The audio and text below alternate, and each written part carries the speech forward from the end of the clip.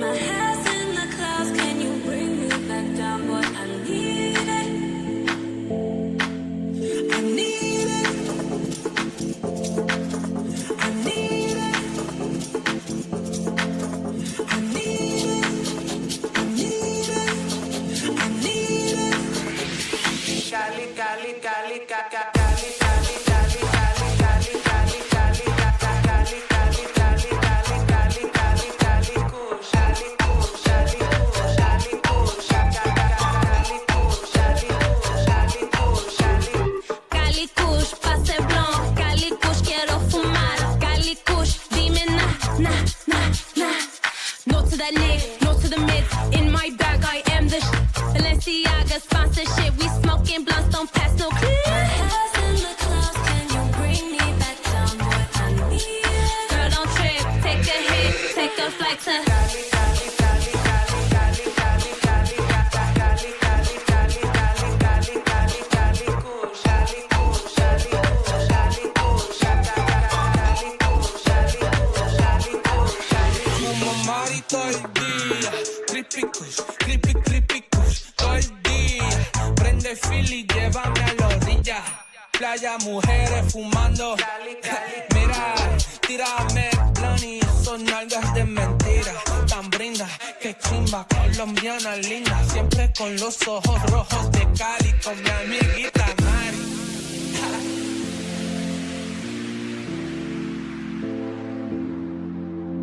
My head's in the clouds, can you bring me back down? Boy, I need it. My head's in the clouds, can you bring me back down? Boy, I need it. Need it. Need it.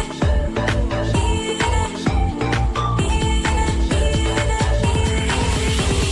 Cali, Cali, Cali, Cali, Cali, Cali, Cali, Cali, Cali, Cali, Cali, Cali, Cali, Cali, Kush.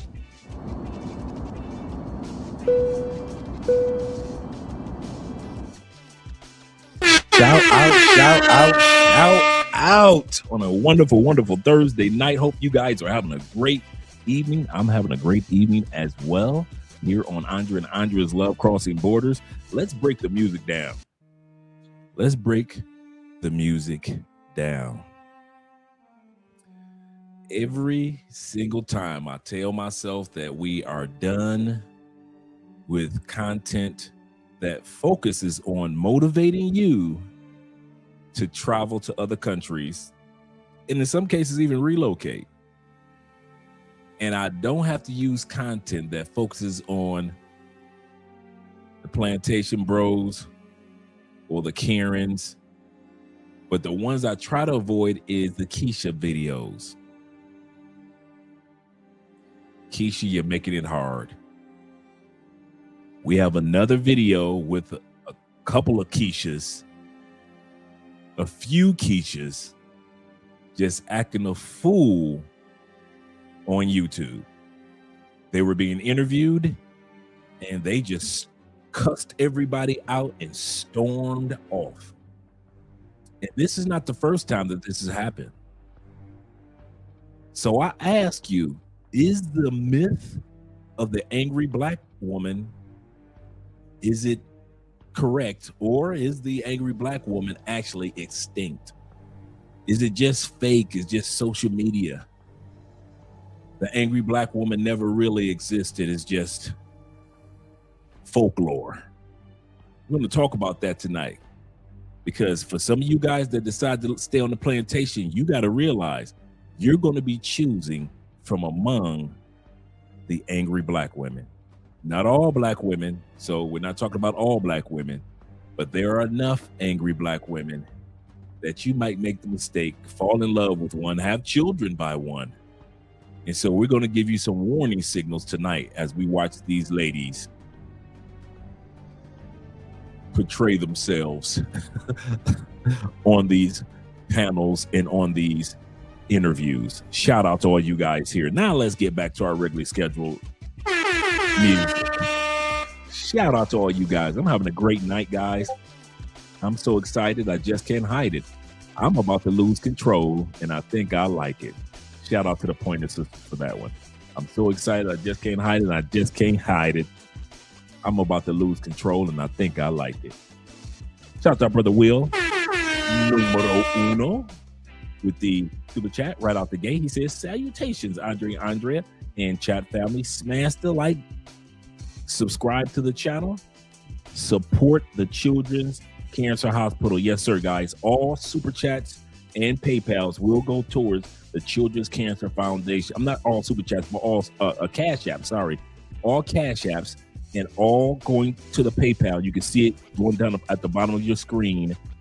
Will support the Children's Cancer Foundation for the month of December and the first week of January. Our goal is 2,000. Andrea and I have put forth the first 200.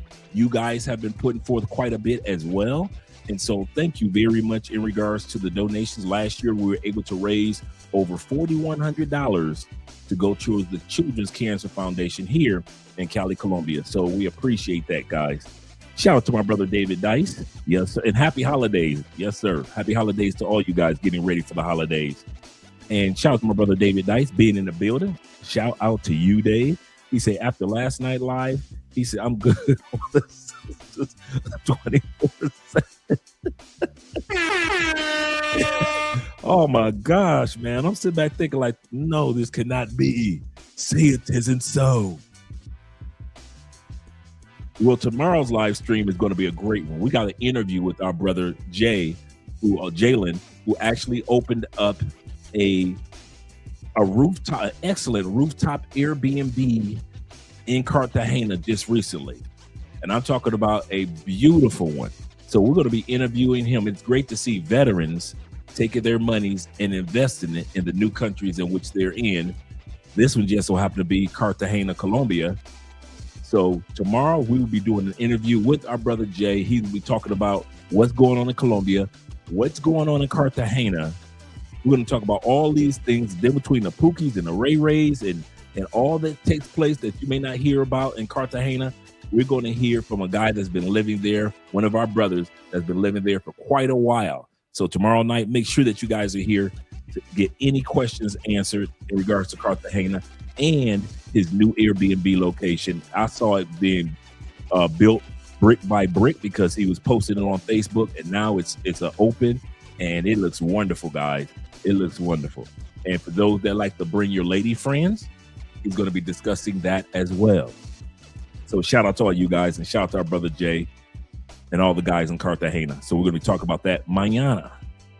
But as for tonight, shout out to my man Bean in the building. Hello to you too, brother. Numero dos, number 2.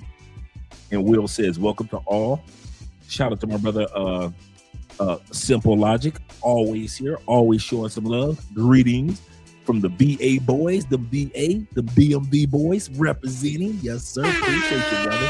Glad to see you here. And my fellow neighbor, T-Mac, the Medellin boys, representing the Medi heads, representing the Medellin boys. Glad to see that you're here from LA to Medellin, always representing. Salute to you all. Yes, sir. Yes, sir. Let me scroll down a little further. And we got my man Jay Kaysen in the building. Jay is not late tonight. He's right on cue. Glad to see that you're here. What? Did I set the live stream up just right for my brother I am FF to make it on cue? You a little bit later too, you and Jay. I'm glad to see you guys here, as well as my brother Kenny Peoples is in the building. Glad to see that you're here as well, my brother. He say, what up, though, from the Detroit boys. Yes, sir. Shout out to brother El Patron, who's always showing some love. He said, salute to you as well, brother. He say, is this show happening tonight? Yeah, this show is happening tonight. The other show is happening tomorrow night. The other show, but the one about the ladies, that's happening tonight. Yeah, buckle your seatbelts like roller coaster ride. We got another one for you, fellas. Just like a roller coaster ride. You see, I'm rocking my Richie Mac Save Yourself Black Man t-shirt. Shout out to Richie Mac.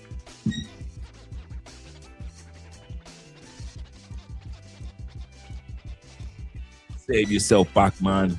Save yourself. Yes, sir. Shout out to Richie Mac with the t-shirt line.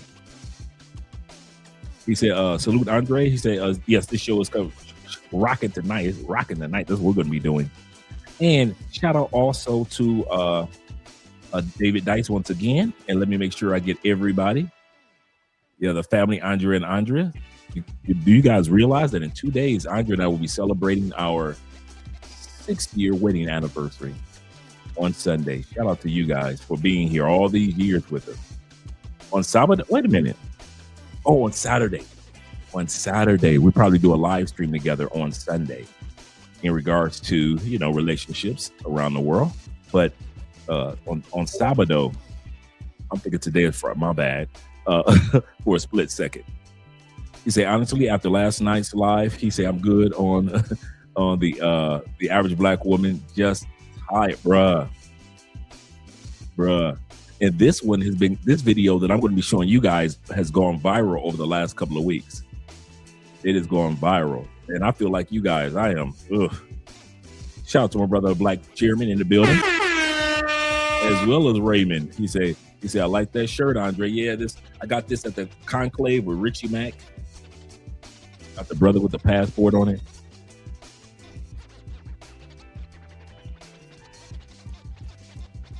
That's save yourself, Bachman. Save yourself, Bachman. Save yourself. Yes, sir. Shout out to Mega Magnet or Mega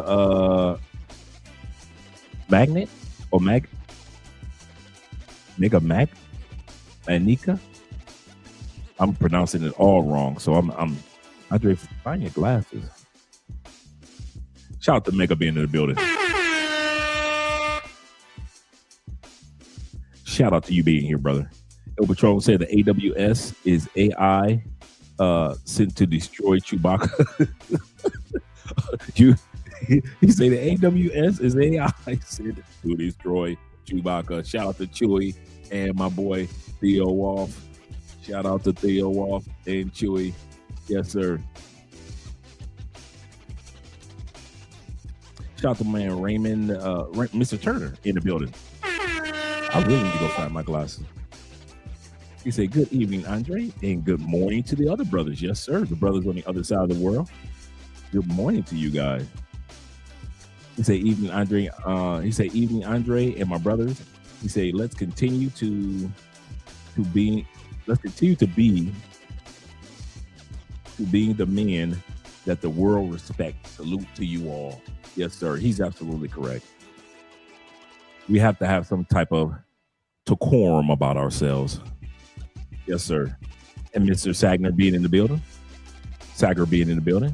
Saying what's up to all. Yes, sir. The video is about the black lady who called the black. Yeah, bro. That's what we watching tonight. Yeah, bro. That's the one we watching tonight, man. The sister, she just snapped, man. She came in like kind of calm, and you like, okay, cool. Then she started talking about how much she loved a white man. You like, oh, okay. And then she said she went back to the brothers after the white man. And I'm yeah, you about to hit some mess, dude. This video has been going viral like yeah, shout out to Richie Mack. Make sure you guys go to Richie Mack website or to his YouTube channel. Click the link and you'll be able to get your Save Yourself Black Man t-shirts. Yes, sir. Make sure you guys support Black Male Media. Hey, shout out to my brother Crypto being in the building. Crypto Dragon Emperor being in here. Yes, sir. And No Limit. No Limit is in the building. He said, what's good, Andre? He said, been a minute working until I visit Peru in January.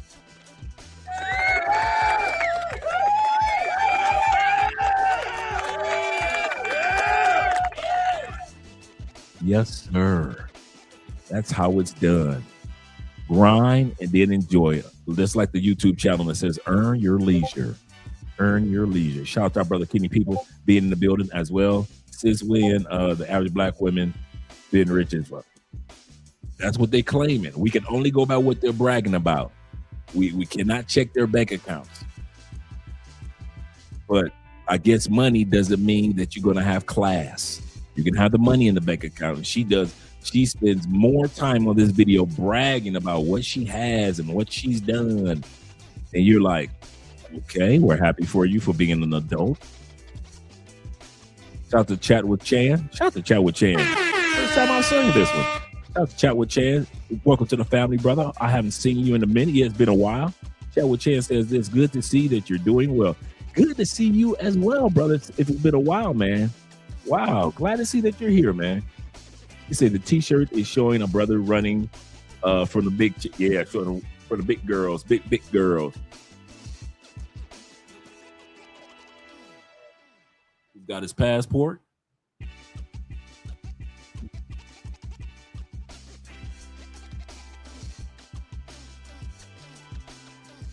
So yeah, you can get that this t-shirt from your brother.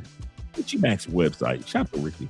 And just go to his YouTube channel. And he has the links for all his t-shirt line.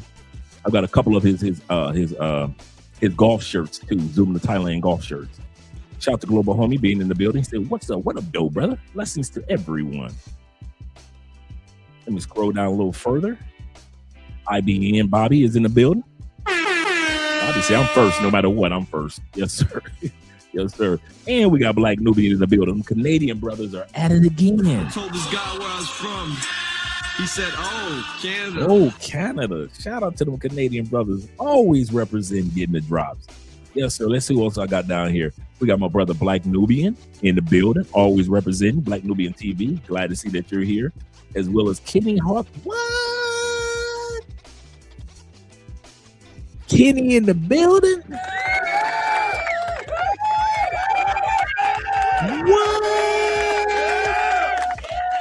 What have we done right tonight? Our brother Kenny is in the building. Shout out to you, brother Kenny. I need to make sure I send the link to Ronin Travels too, because I know it's morning where he is, so I need to make sure I send him over the link because I didn't see him in here. But we got 44 in the building. Click that like button. We like you. Make sure you like us too. Glad to see you guys, and you guys that are sending over to the Cash App for the Children's Cancer Foundation. I will be reading those a little later, as well as on the PayPal. Shout out to you guys. But yeah, shout out to my brother Will H. been in the building. Mr. William H. Money himself is here, gentlemen. We're about to get started, guys. It won't take us too long to get started. Now, as I was saying, let me turn the music down just a little bit. Actually, let me change it from the intro music. Okay, as I was saying, this video is going viral everywhere. This is the funny part. Throughout the video, you're going to hear her talk several times. Like, you're not going to show this video. You're going to edit this, right? You're going to edit this. You're not going to show this video. And the host is like, no, I'm not going to show this video.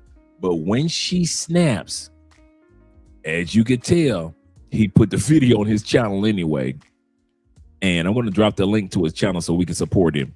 But it's crazy how things could just get out of hand. And that's why I asked the question for all you guys that have decided to stay in the States, which is nothing wrong with that.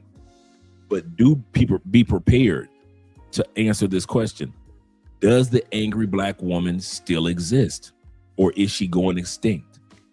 Are Black women becoming angrier and angrier, no matter what the reason or cause? Or are they starting to simmer down and become the queens that they claim to be? Either way, those questions will be answered.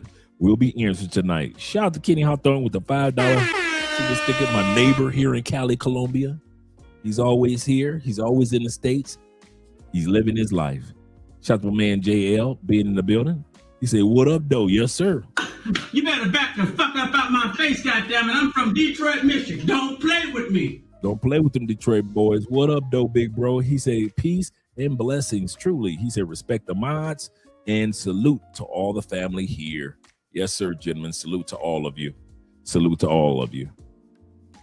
Yes, sir. He said, no, the Black women, he said, like old school Hulk. Just ain't, bruh. I don't know if it's just me. I miss old school Hulk. You shouldn't have brought that up. I remember Hulk in the 70s in the comic books and in the 80s in the comic books. Hulk didn't need no lines. I'm buying the comic books. I want to see Hulk fight. Remember Hulk had the bob? Remember Hulk had the little bob haircut? See, some of y'all remember the Hulk hair was a little long. It was kind of like neck length, shoulder length. Remember the Hulk hair was like shoulder length. He had the mushroom bob. Man, you talk about Hulk. I think that was like the Hulk with the bangs. When Hulk had bangs, man, Hulk used to tear everything up. Man, I miss the old school Hulk. You absolutely correct. The Incredible Hulk wasn't like a Professor Hulk. Smart, wise. You didn't have all that.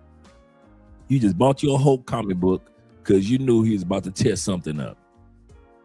Yeah, those were great days, brother. Those were great days when Hulk had the bob. Yes, sir. I was sleeping on the Hulk smash era. Yes, it was. The Hulk smash era. Hulk versus Abomination. Hulk versus The Thing. Hulk versus By Beast. The beast with the two heads on top. Oh, man, boy, there was some fights. Bring it back, Dre. All right. Let's get started with the video, gentlemen. I don't want to hold you guys up because I know it's 9 o'clock right now where you guys are Eastern. So let's bring the video up and I'll turn the music down. So you see the sister that has the dark jacket. She's the one that's going to snap. But the sad part also is the sister with the white jacket who brought her to the live stream or to the show. She co-signs everything. So even when sisters aren't the one that snap off with the angers, the problem with the angry black woman is not just her anger, it's the fact that other black women co-sign it. And you're going to see that tonight. I'm going to say that one more time before we get started. The problem with the angry black woman is not just the fact that she's angry, but it's the fact that other black women have a tendency of co-signing this behavior. Yes, sir. He says this. He say, just sit. He say, it still exists. He say they still ain't trying to do a damn. He say it still ain't going no damn where. He say, but get to the chopper. For real. Get to the chopper.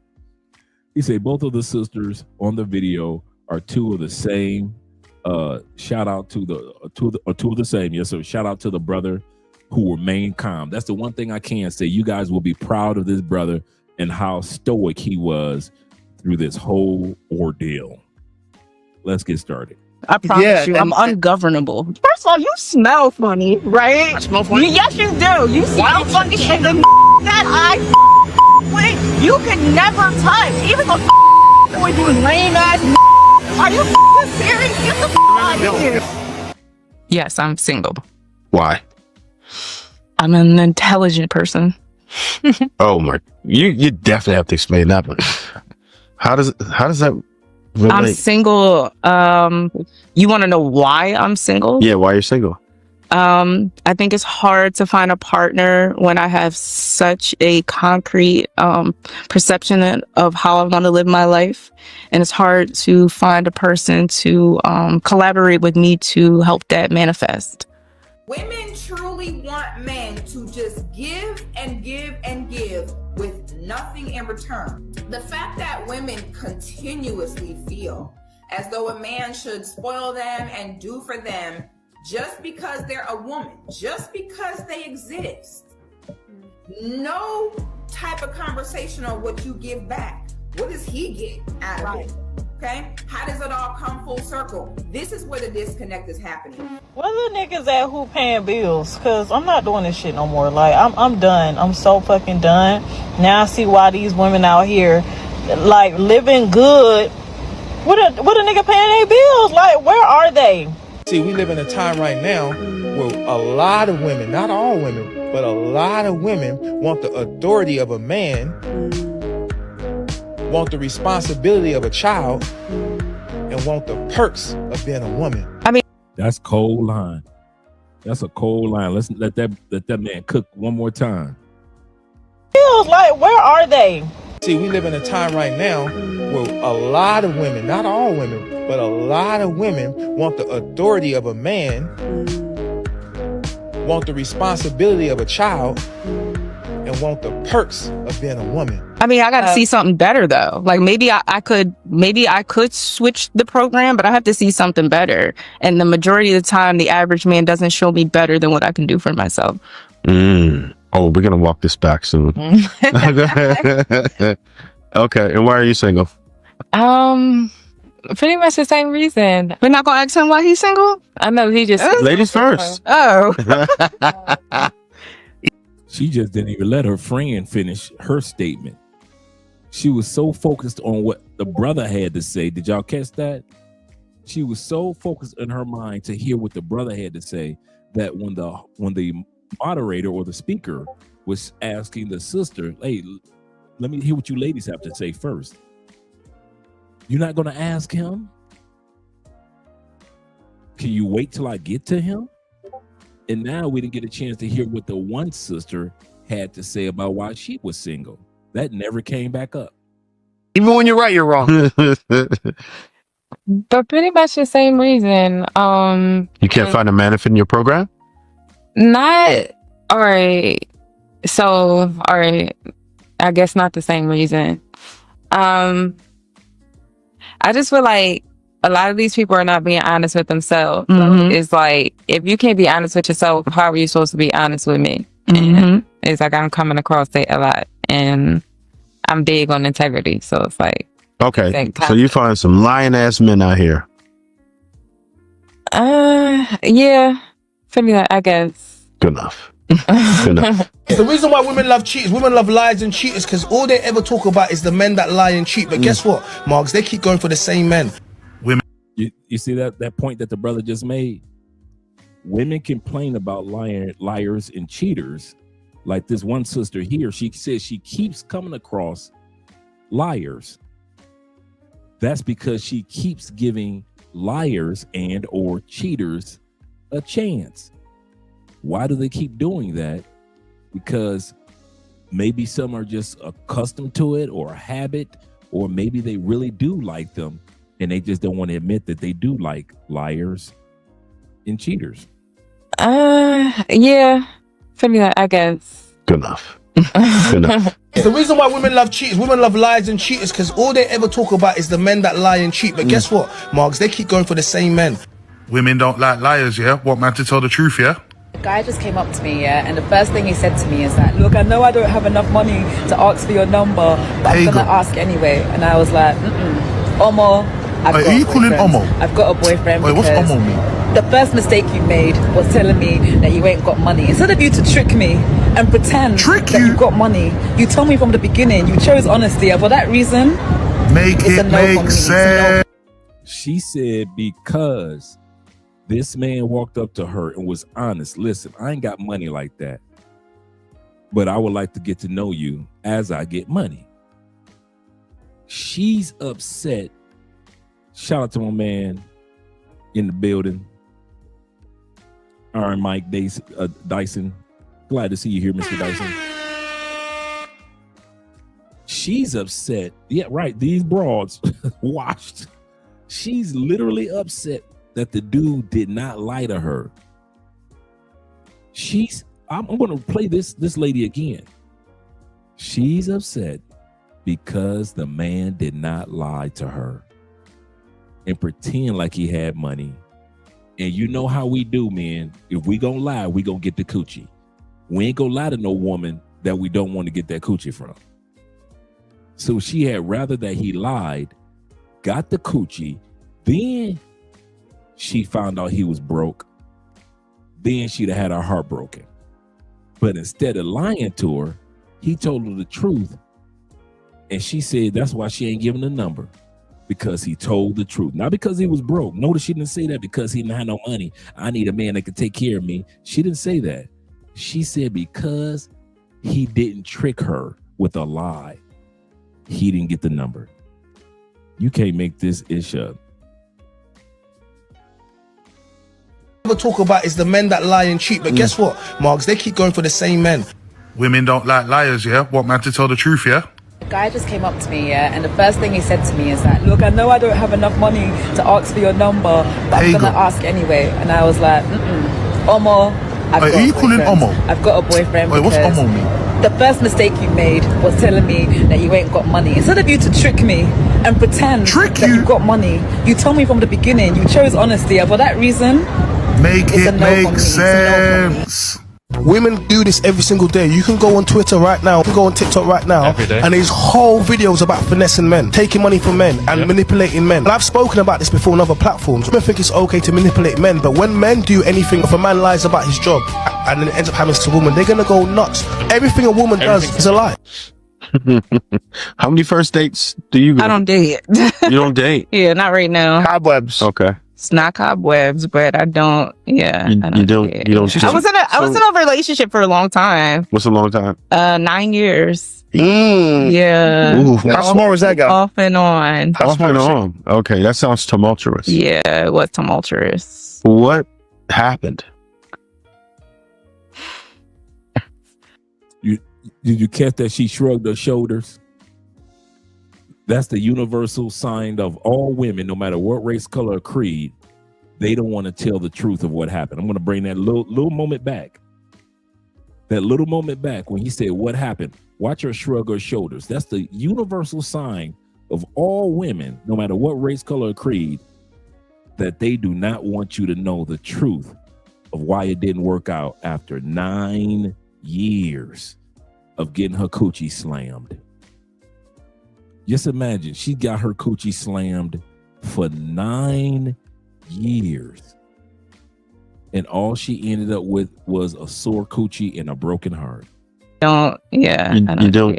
I was in a relationship for a long time. What's a long time? 9 years. Mm. Yeah. Ooh. How small was that guy? Off and on. Off and on. Okay, that sounds tumultuous. Yeah, it was tumultuous. What happened?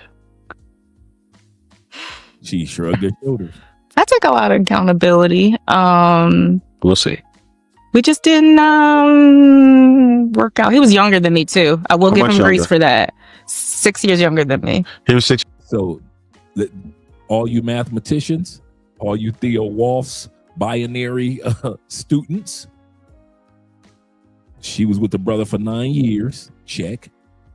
He was 6 years younger than her. So take that man. She's going to bring you the man to let you see how old she was when all this was occurring. So she's with a young lad. She's with a lad, mind you. And so she's going to explain what took place. And yeah, she used the tumultuous instead. Yeah, right. And so, right, thank you. And so here's the kicker. Either way, it was off and on, and it was terrorism. It was domestic terrorism in her relationship. Domestic terrorism in her relationship. She was younger than you? Man, well, how old was he at the time? He was like 24 at the time. He was 20. So, okay, he's 24, right? 6 years younger than her, 23, 24. She's 6 years younger than her. That would put her at 29 or going on 30 when they first start kicking it. When they first start kicking it, if he's 6 years younger than her, he's 23, 24. That would put her at 29, 30 years old. They kicked it for 9 years off and on, right? So what age does that make her? Right around 38, 39, going on 40 years old. She used up all her 30s on a dude that was 23 years old. 20. Let's continue on. You can't make this issue up. And I was late 20s. However, he had better qualities as a younger person than I saw in my peers at the time. And I actually still do see. Yeah. You said he was 24? He was 24 at the time I was in my. When you met or when you 23. ended? Yeah. He was 23 when I met him. Okay. And he was in his 30s when we ended. Okay. Yeah. You said you had a 6-year difference? Yeah, we had a 6-year difference. Damn. You was robbing a. So he ended at 33. He's like 32, 33 when it ended. maybe 34. Yes, sir. Here we go again. Pray on this. Why is a 35-year-old woman dating 24-year-old men is my question. Why are you doing that? Why? Genuinely, what do you think you have in common with a 24-year-old? He's probably on the internet laughing at brain rot memes and a guy putting on a fedora and saying, "Whittle we?" Why do you think that? What? On this episode of How Women Are Just Straight Bona Fide Hypocrites, I remember several years ago, y'all was on some high moral superiority, virtue signaling, talking cash money shit to men, talking about how age gap dating is so bad and it's so evil. Never participated in it because I was doing my thing and I'm not going to be a hypocrite. So y'all sat there and was shaming men for dating women half their age. I got it, whatever. You hit 30, you better pipe down. After 35, you're worthless. This is what they try to tell us. So at 39, if you getting that 22-year-old, good for you, sis. Now, remember this, sister? Remember her a couple years ago? She was on the beaches of Jamaica yelling at Jamaican dudes. Some of y'all remember her. She went viral on TikTok for being on the beaches of Jamaica yelling at the Jamaican men because the Jamaican men would not eat her coochie. She could pay for them to do the bamboo thing. She could pay for them to smash the coochie. But when it came to eating the coochie, the Jamaican dudes was like, "No, that's all right." And she went viral because she was like, "Y'all don't want this money. Y'all don't want to get with this. Y'all don't want to get y'all green cards. Y'all better eat some coochie." That's this sister right here. The exact same one that was telling Jamaican dudes, eat some coochie. Not her, but this one right here. We're still popping. Let them know. I don't think that that's okay. I understand that there can be age differences, but when it's that egregious, that's a problem for me. It's like Maybe, yeah. So I vibes. did give him, so that explains the time, because I was giving him some like time to like do his thing or whatever. And it was a good type of relationship for me because it was like it was kind of arm's length too. And how long did the relationship last, you say? Off and on for about 9 years. 9 years. Okay. And when did you end it? Recently. Like less than a year ago? Yeah, less than a year Okay. ago. She just gave out. Now, mind you, I want you guys to read. Don't just listen to what she's saying. Hear what she's not saying also, gentlemen.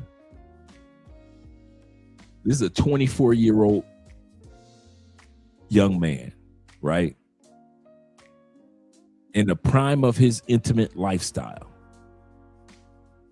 Remember, she said it was off and on for 9 years, not a solid 9 years.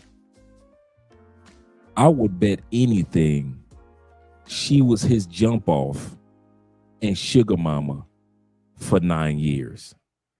Meaning he was 24 dating this chick, dating that chick, dating this chick. But whenever he wanted a sugar mama, he could always, "Hey, big head," and she would be right there. If you think I'm just spewing something out, another thing that's not being said is going to show up, and you guys are going to be like, "That makes sense, Dre." The reason why it was off and on, I bet you it wasn't because of her. I bet you because he was living his 20s and she wanted to come along for the ride, no matter how she could get it. She probably was catching him with all type of young chicks, but she wouldn't let go. She probably was catching him going here, going there, but hey, he's in his 20s. She wouldn't let go. So yeah, I believe that's what probably happened, made this off and on for 9 years. He said in the 90s that she had to do that Jamaican man, they would have dealt with the way she was acting. In the 90s, they wouldn't, because those Jamaican brothers were just kind of on a video. If you guys saw that video where the one light-skinned sister went viral for asking Jamaican men and yelling at them about eating some coochie, them dudes were looking at her like she was crazy. It was like 4 or 5 of them off the beach, and they were looking like, "What is wrong with this woman?" and she's just yelling about getting a green card and you don't want no money and blah, blah, blah. I'm like, man, sister, slow down. Oh, you got you got that Pierce Corner. Let me know which one you got. Jay Casey, let me know the title of which one of the Pierce Corner vanilla bombs that you got, brother. Shout out to you. Yes, sir. Yes, sir. Let me know which one. Let's go back to the video, gentlemen. Age, I got all the information for you. Those who are good at math, there you go. You're welcome. So, yeah. But all right. So I get that part of it. So you said you take accountability, and you're saying it was the age gap. I think it was the age gap. Yeah. You wanted a lot more. Yeah. By the time he got to a point that I felt like he should have been at, he wasn't there. Like he didn't meet that mark. In other words, it wasn't just economics. She was hoping that he would get done sowing his royal oats by 30. She was hoping that, you know, okay, I'll play the side chick, I'll play the sugar mama, I'll do all that. I'll let you have your women, even though I don't like it. I'll keep on coming back to you. I'll keep on let you call me, hey, big head. I keep on letting you call me, right? But she probably felt by the time he hit 30 or 31, that should have ran out of his system. A lot of times women will hang around in our lives thinking that if they hang around long enough, and I mean this, guys, a lot of times women will hang around in our lives, especially when we're younger, and assume that once we mature, our maturity belongs to them because they hung around us during our immaturity. Put a 1 in the comment section, because I can do this, that you had a woman or women in your life that assumed that your maturity belonged to them. They hung around you when you were young, wild, or when you were broke, or when you were immature, whatever it was, when you were a party dude, and they stuck with you off and on or all the way through. And they assumed that once you matured as a man, that you weren't going to get your passport and leave. No. Your maturity belonged to them because they hung out with you while you was going through jails, when you was on probation, when you had a baby mama over here and a baby mama over there, and then all of a sudden, while you were going through college, while you were in the military. They figured if I stick with him while he in the military, once he gets out, that post-military maturity belongs to me. They automatically assume if they hang around long enough that we automatically owe them or belong to them. Let me see what you guys have to say. I put a 1 in the comments. Thank you very much, guys. For real. Thank you. I know I'm not the only one. Shout out to my brother Ronan. Salute to you as well being here, brother. Good morning. Yeah, they actually think that once we mature, either the women in our race we owe because we're black, or the women in our neighborhood. You know, you from Detroit, I'm from Detroit, like I owe Detroiters something. Detroit women something. Or in many cases, there are women in the United States that think because you matured, you're not supposed to use your passport. You're supposed to use your mature money, your mature mindset, and your mature masculinity only in the United States. They really believe that you owe American women, after all the hell you put them through when you were immature, you owe us. Gentlemen, we don't owe anybody but the Lord. Other than that, no, we don't owe them anything. We matured. Thank you for being there with me when I was stupid. Thank you for being there with me when I was immature. I didn't know which direction I was going to take life. Thank you for being there with me. How many times have they fussed and cussed when they stuck by you for 7 years, and then you married another good woman in 7 months? Or you had another girlfriend in another country, and you treated her with the faithfulness that nobody ever saw while you were back in the States. You don't owe anybody anything. I just want you guys to know that. And that's how she's trying to sell this young man, as if he hung out for the 9 years. She hung out through the ups and downs, the tempestuous times. So now he hit a certain age, he owes her his maturity. And when he didn't give it to her, now she's like, oh, well, I don't want to be with him anymore.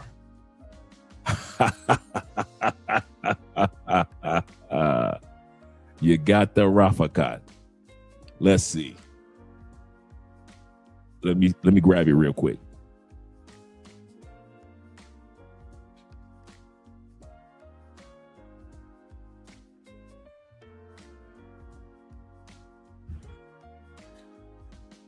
Congratulations, Jay. Congratulations to you, brother.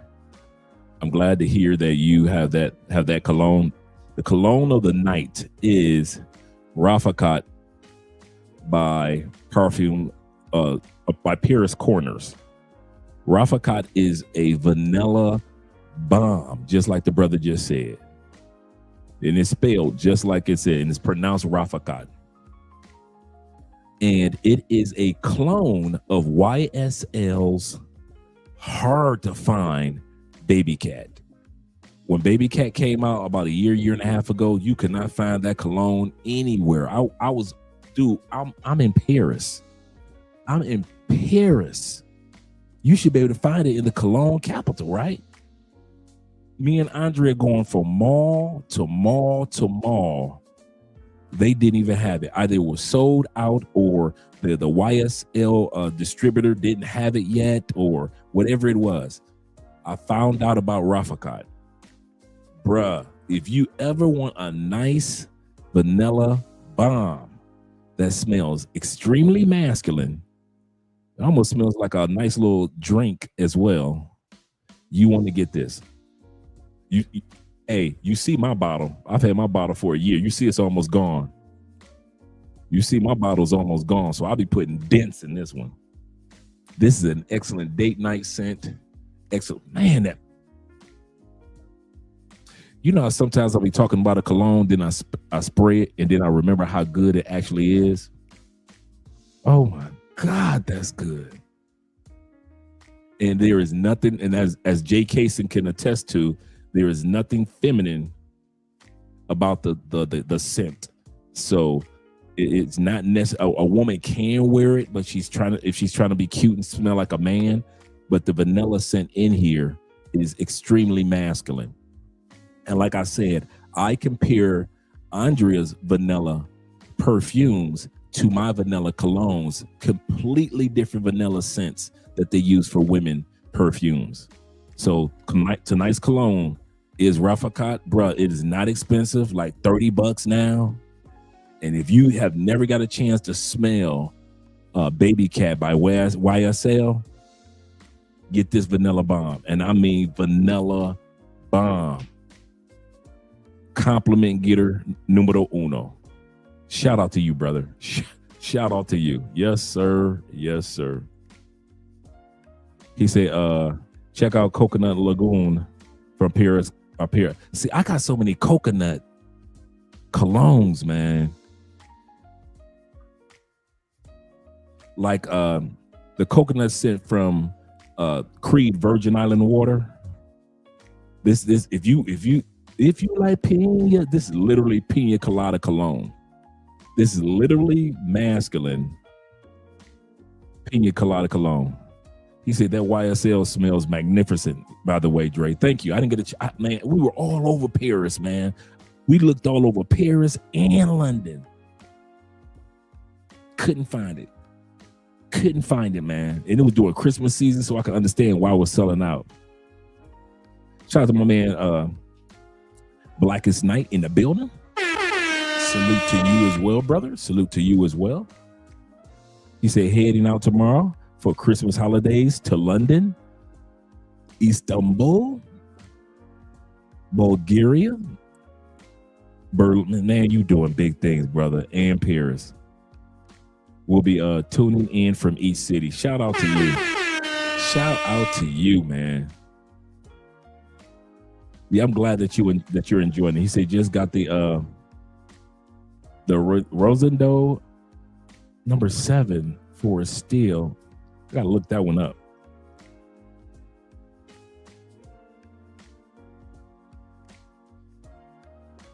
Mantra number 7. And the crazy part is I probably have it too, but I probably just didn't remember. Okay, cool.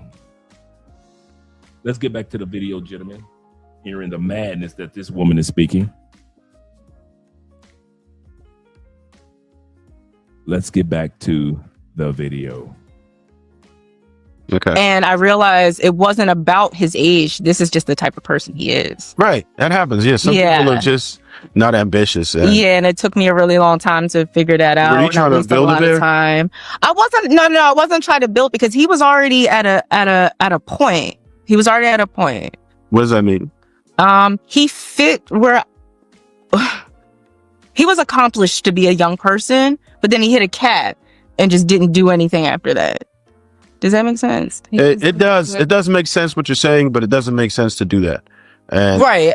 I'm not excusing it. It doesn't make sense to do that, but it was the situation. And maybe you didn't know, and that's fine, right? We learn sometimes our parents don't prepare us for what relationships are supposed to be like, right? Yeah, I guess so.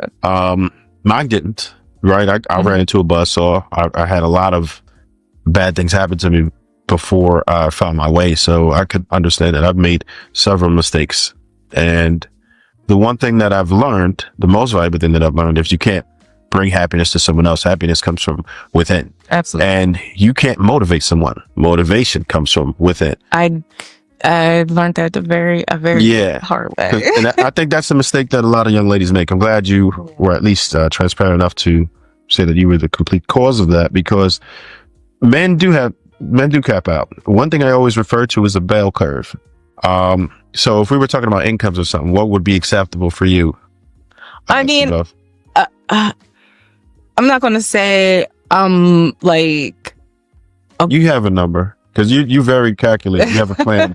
At this point, you have it. You could say, I just want somebody to be able to. Yeah, but you know what that lifestyle brings. Just bring the number out. Don't do it. Just go ahead. I mean, like, all right. So I prefer black men. Got it. And the average is what? And I understand that black men don't earn the way that everybody. Yeah. Yes. So I would, my last partner was a black man, and he was like upper 90s because of the science and stuff like that. But like, wait. So why is that stuck though? Wait. Yeah, there's a lot of that math holes in here. He was in the 90s, like 90,000. He might have. Around somewhere around that. Around that. How much you made too? It was in the group chat. Okay, so he's making about 90 racks, but his paycheck was in the group. Or maybe not 90. I said that's where you asked me, not his paycheck. You asked me where I would do in general. Oh, that's what with you black want. men. Okay, yeah. good enough. Okay, that's not where he his wasn't. Yeah, he wasn't at 90K. Okay. He had a great trajectory though, but like I feel like with my thing, like, I understand this economy, right. And so you're asking for a man that's making pretty much double the average salary. What do you expect? I would prefer somebody who is progressively black. Okay. In regard to understanding everything that's going on with our political climate, who he is, his positionality as a black American man in this world. Like I would like somebody to really understand and hone in on that and live through that, because I feel like as a black woman, I lived through that. You're not even willing to date, right? And the clock is ticking. And then what clock is ticking? Whose clock? Like what clock is it? Mel's clock. The clock biological. One of the things that I got tired of and that I'm glad I don't have to go through anymore is being with women that can only relate to me through suffering. Whenever black women talk about relating to black men, it's always through the suffering part. I need somebody that can relate to me because of the political landscape and because of our historical ramifications that took place, and because of it's always the problematic part of being black that somehow, some way, women think that's the only way that we can relate to each other is because you were a victim and I was a victim. I don't miss that. I know some of you guys are dating women that are of different cultures in other countries. And I know some of you guys that are dating sisters in different countries. And they don't expect you to understand their version of suffering. They just like you maybe because you're a brother and culturally you can relate to each other. as far as complexion, but as far as, let's put it like this, and maybe you guys can relate to this. Before I met Andrea, the few Afro-Colombian sisters that I dated did not expect me to relate to the plight of the Afro-Colombian.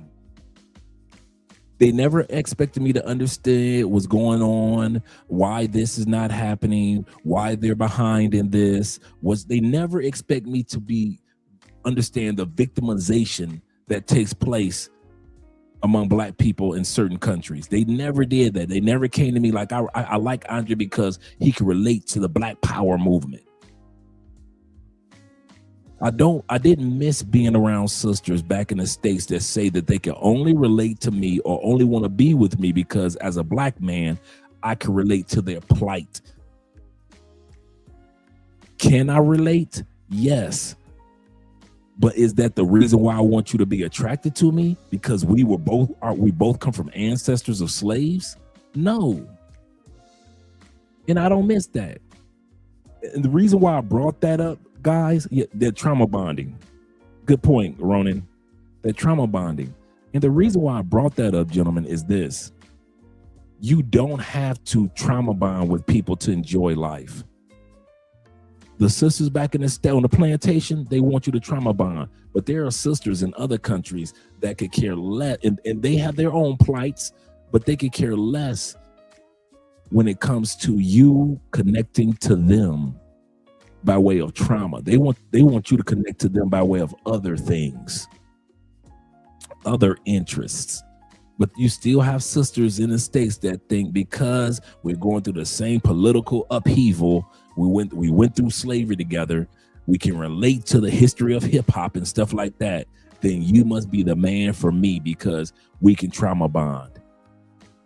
And you shouldn't be with a white woman because she wouldn't understand your trauma, or you talking about victimization. I have never got with a sister in the States because she could understand what it's like to be stopped by police officers in a car. I got with that sister because that ass was fat. If I'm Hulk smashing some chick, I ain't smashing some chick at 4:30 in the morning in the States and then roll over and looking at her like, thank you, baby. You know what it's like to be discriminated against. Never, not once. I ain't never got no coochie and thought about the civil rights movement, right? But these sisters would try to tell you, yes, trauma bonding. Thank you, Theo. Once again, trauma bond. He said, you trauma bond in my class. Yeah, this is true. Are we going to make it together, brethren? Shout out to Theo being in the building. But trauma bond, man, I never was that type of dude. I don't think a lot of you guys are like that. I don't think you guys were sitting back, I'm gonna go and get that coochie because she was telling me about the Harlem Renaissance. But there are women that only want some of you brothers. The reason why I bring this up is there are women that only want some of you brothers just because they can trauma bond with you, not because you're a good dude. And it's sad. It's sad. I know, right? You saw Theo crept up in here. Shout out to the brothers. Let's continue on with the video. Yeah. Meaning What biological clock? I have my child that I love and I never want to reproduce again. What's the clock? Well, she has her child, right? She's gonna give you more math and let you see when she had the child and what this young man was expecting. Now she's telling you she already has a child, right? She's not gonna have another child, right? The child is not the 23-year-olds that she was with for 9 years, right? Because she would have said, I got my child, I got my baby daddy. That's the baby daddy right there. So before she started messing with the 23-year-old, she already had a kid. So she's a baby mama, and she gonna brag about her money in a second. She's a baby mama that had a kid. She met a kid who was 23. She's 29 or 30. Was with him for 9 years, off and on, she says.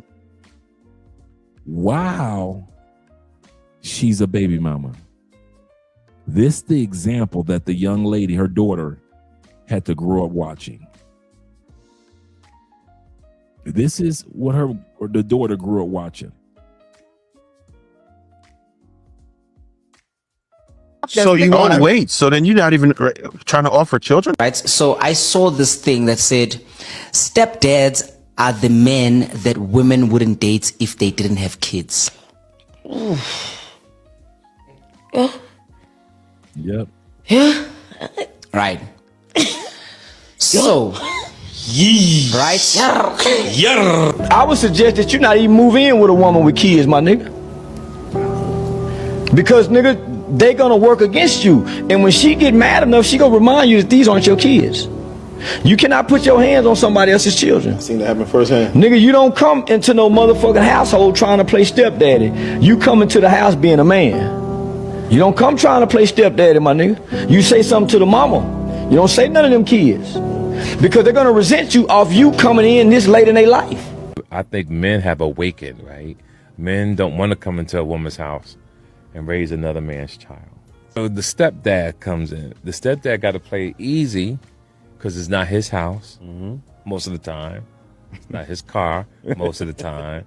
So when he does, so when he see the kid doing bad, he can't really say nothing because the female will check him about saying something to his kid. That's why everybody is depressed. Everybody's doing, you know what I mean? Like kids are all out of control. Everybody's on welfare. There's a bunch of kids in the foster system. Why would you bring more in there for some man's ego? Got it. Now, once again, as I hear women complaining about the plight of society, the way children behavior, right? And they try to make you guys feel guilty about fatherlessness, right? About fatherlessness. Children do, as I said before, children do not pick up their habits from the missing parent. Children pick up their habits from the present parent. Don't you ever forget that. I don't fall for that plight of it's only fatherlessness that's got all these men incarcerated, that's got young men only reading at the 4th grade level, that's got so many young women in the streets. It's because of fatherlessness. No, it isn't. The habits are picked up by the parent that is present. Anything that happens to a child, for the most part, they learned those behavior patterns from the parent that is present on a daily basis. They did not learn those habits from the parent that wasn't present. But society will try to make you feel guilty because, like Kevin Samuels used to say, pressure is made for shoulders, not for hips. So it's easy for society to attack males in every way than it is to attack females because they're supposed to be so docile and innocent. And why would we tell the world that there are deadbeat mothers more than there are deadbeat dads? Why would we say that? That can't be true. Mothers who give birth can't be deadbeats. So since men can handle the pressure, and men won't say too much about it, let's just say deadbeat dads, and let's use that term instead of telling the truth. Everything that I learned in my household was not from my father, who deceased when I was 1 year old. All the negative things I learned were in my household from my aunties and grandmamas and cousins. I picked that up from the people that were present not from my father who wasn't present because he died at 1 when I was 1 years old. And so it is with many of us. You learned some of the things that you're battling right now, even as an adult male. You learned them from analyzing and watching. If you were raised by a single mom, you learned it from mom. I know you don't want to say that you did, but you did. You learned it from mom, your older sister, your female cousins, your aunties. You learned it from the females in your family just as much. You may have learned certain things from your uncles and volunteers in the community and things like that. But a lot of behavior we picked up from the present parent, not the missing parent. I guess since it's winter, I don't know. I guess it's the winter time, in this, up north. I guess that's how y'all dressing, because I've seen a lot of live streams lately. Ooh. He said, "Yep." My sister, shout out to my sister Candy, she is LGBTQ, and because of not the father who wasn't present, even though the fathers were present in the kid's life. Think about it. My sister got 3 kids, but yes, she's LGBTQ. Y'all work with that, right? But because the fathers weren't present on a daily basis, the children, the girls, picked up whatever habits my sister has. And this is not mockery to my sister. I'm just proving a point about present parents. And so a lot of the qualities and the behavior patterns and even LGBTQ trickled down to the next generation.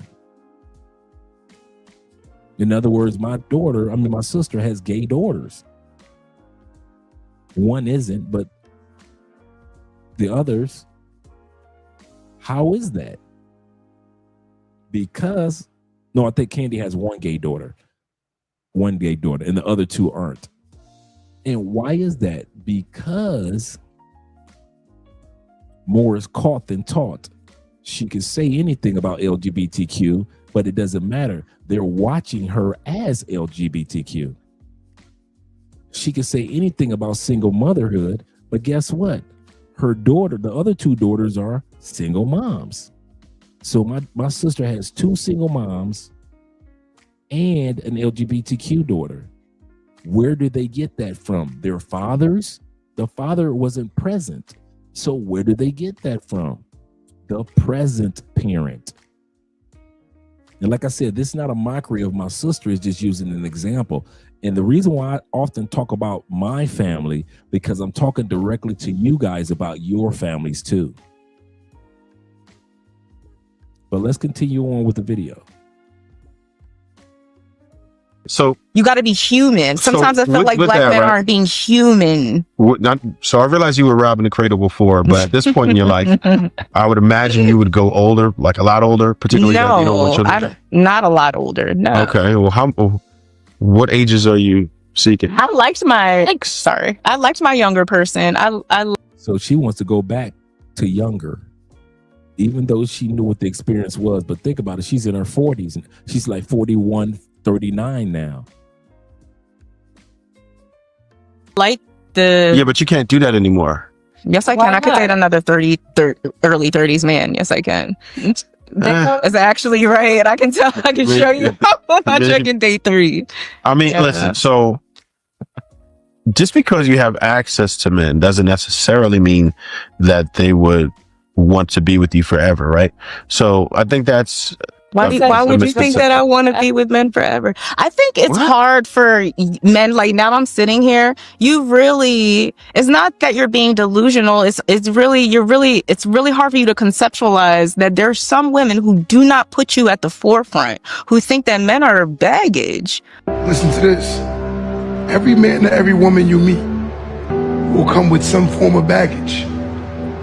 But the problem is we tend to believe that we can find people who have no baggage, yet and still you have baggage.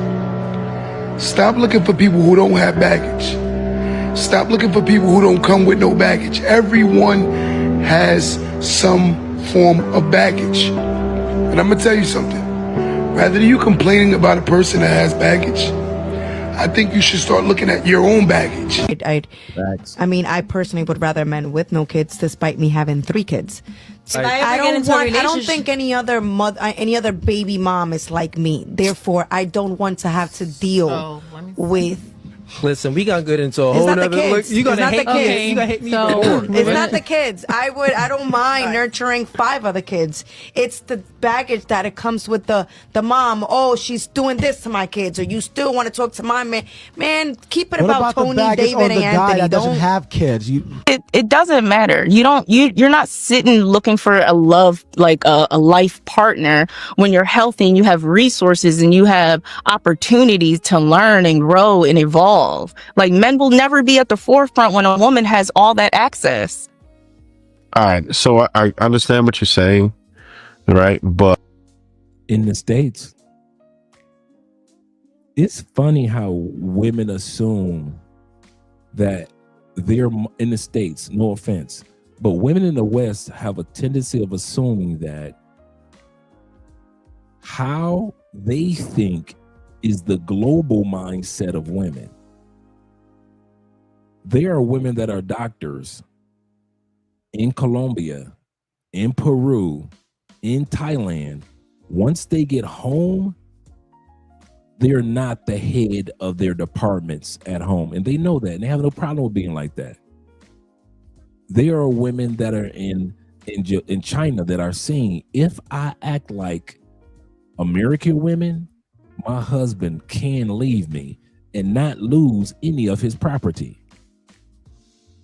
So just because I'm a physician or an engineer in China, I could lose my husband, and the laws have changed. I lose the house too. So women in other countries know no matter what position that they're in, they still have to come to the table and realize that they have to respect their husbands in the position that their husbands are in. Shout out to Kofa in the building. Kofa says this. He said their bullshit sounds like poetry in their minds or to them. That's so true. And shout out also to my man Jade Palmer over on the Cash App. Appreciate you, brother. And appreciate my brother Will for his donation over on the PayPal for the Children's Cancer Foundation this month. Shout out to you guys. Let's continue on.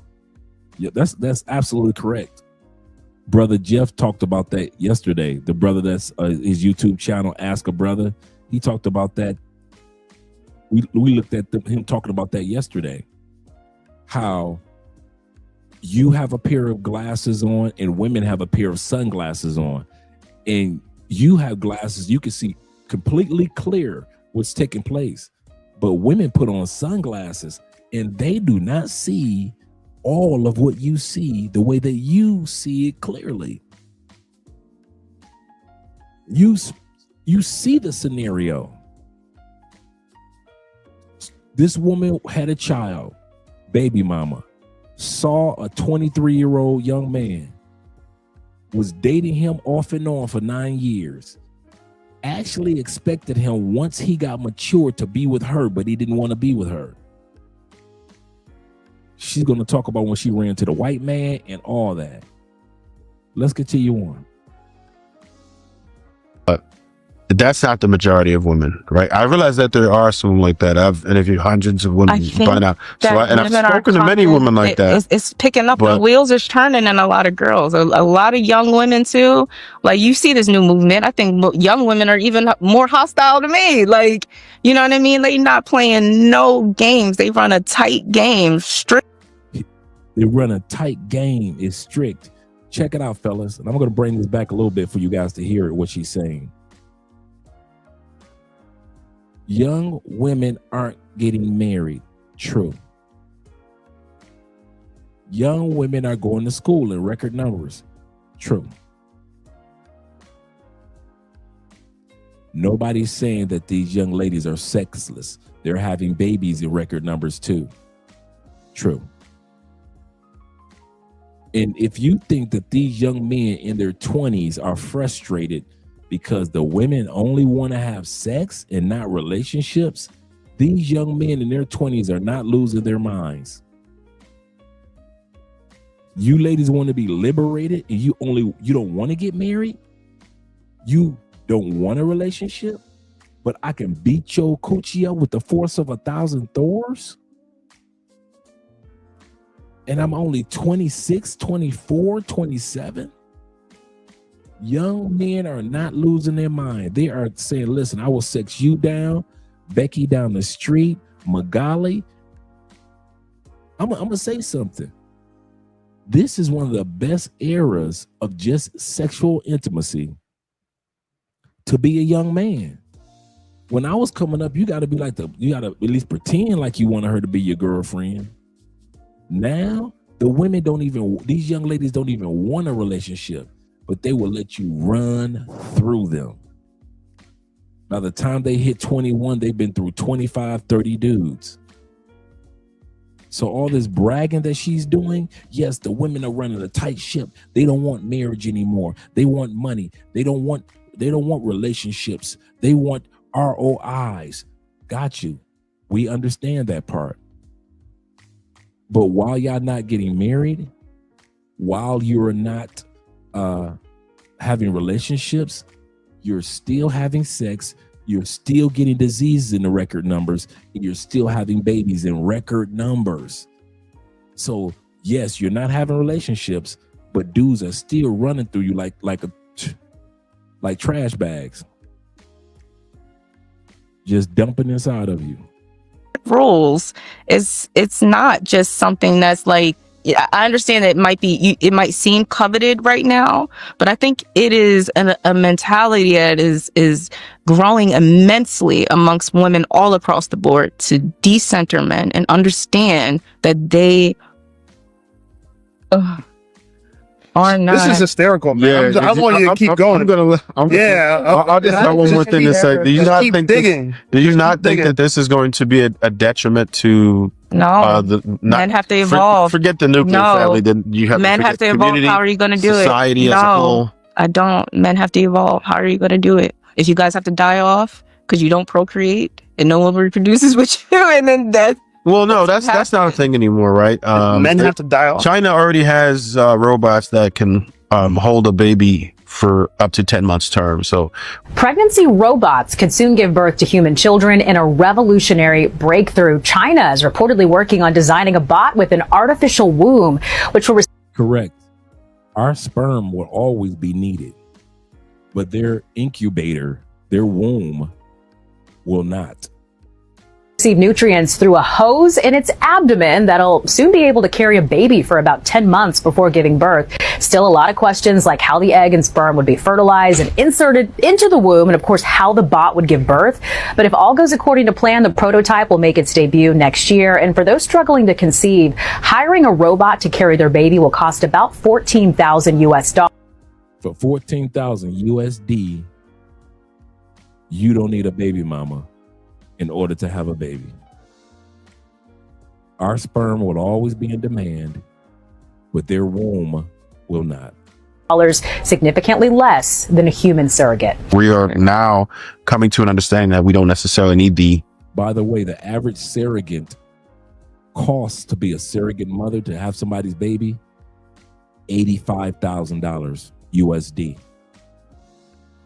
$85,000 for somebody to be somebody's surrogate in the States. Opposite sex to procreate. Right. So that's not the problem. But I just think that the way the country was built and what we stood on was the nuclear family, and maybe that dynamic could change. But what I'm telling people that is going to be ugly because women don't appreciate what it is that men do. So you guys, you spit out a lot of facts and you're saying a lot of things about the connection between men and women. Do you realize that men benefit more in a marriage than women does, health-wise and everything? Like men. No. All right. A lot of times people misquote these stats about men benefiting in marriage more than women. I'm going to say two things. We're supposed to. Number one thing is we're supposed to. I'm going to say this one more time for all the guys in the back. We're supposed to. Eve was made for Adam's benefit, not Adam being made for Eve's benefit. When you got the right woman in your life, you're supposed to. Andrea does a lot of things behind the scenes that I can't get to. I'm supposed to benefit from those things. Some of you guys are in relationships with women in other countries that do a lot of things for you, far more than what women in the United States have done for you. That person is supposed to.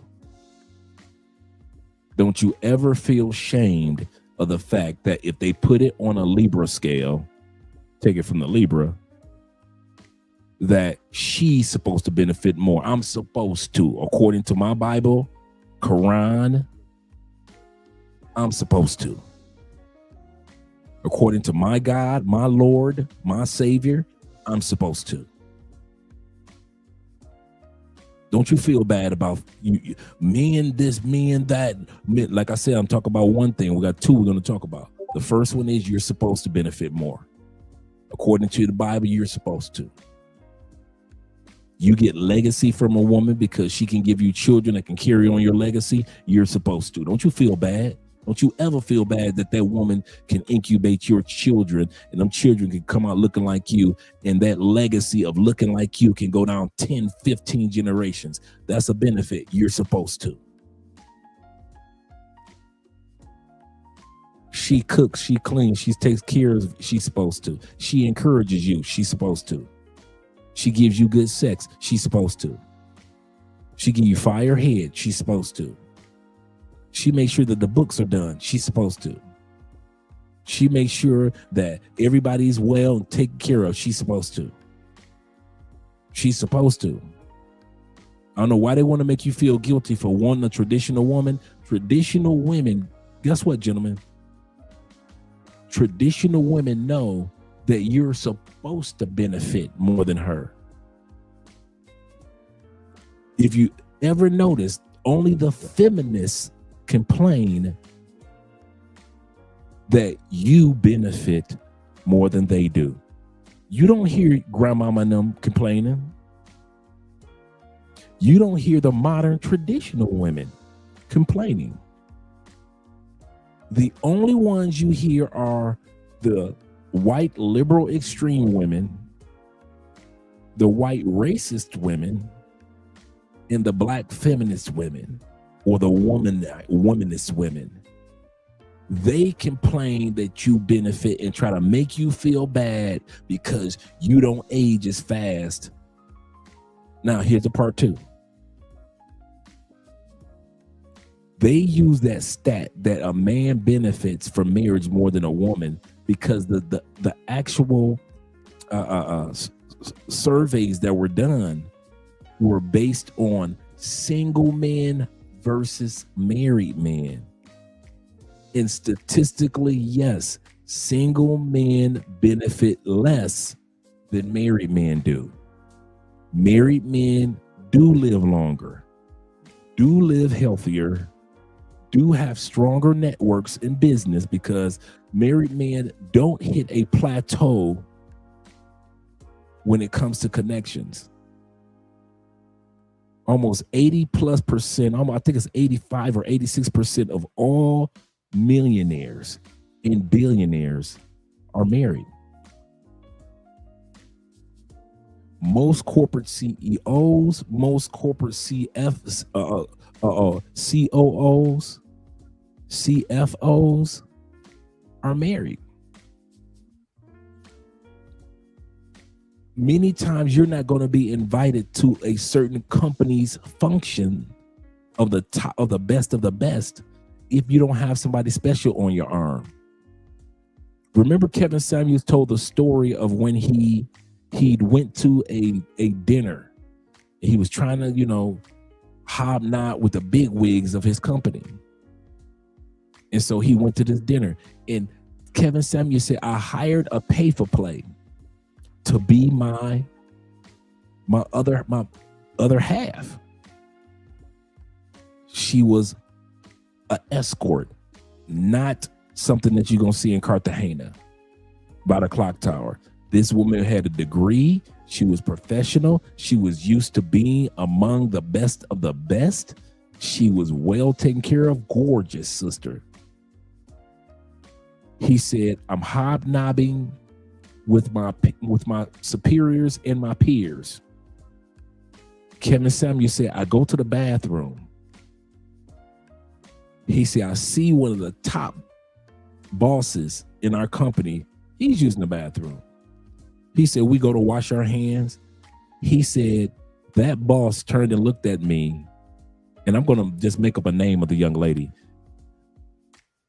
The boss turned and looked at me and said, yeah, Sabrina's a good girl. And he walked out of the bathroom. Kevin Samuel said, when I got back to work Monday, I was getting more projects and more sales calls and more opportunities with that company than ever before. He knew if I had gone there alone, that connection or that opportunity would not have been there. So to make a man, so technically, if you're in some form of relationship or friendship or situationship or marriage, you do benefit more. You're supposed to. I'm going to go back to the video, but I want you guys to remember for the rest of your lives, gentlemen, don't you ever let anybody feel. If Andrea was sitting right here, I would say the exact same thing that I say to you. I'm supposed to benefit more than her. That doesn't mean that she doesn't get any benefit. Notice, don't swing the pendulum, because you know how women like to swing the pendulum all the way over here, all the way over there. Not saying that Andrea doesn't reap any benefits, because Eve reaped a lot of benefits with being with Adam. But when it comes to, if you're going to pull it on a Libra scale, I'm supposed to reap more benefits. I'm the one putting my life on the line, right? In a traditional setting. I'm the one remember we talked about this yesterday. I'm the priest and the prophet of my household. I dictate the atmosphere. If is it going to be chaotic or is it going to be peaceful? I'm the priest. I'm the provider, aren't I, of the household? I'm the protector of the household. I'm my wife's penis, or in other words, intimacy in the household. I'm the priest, provider, problem solver, protector, penis.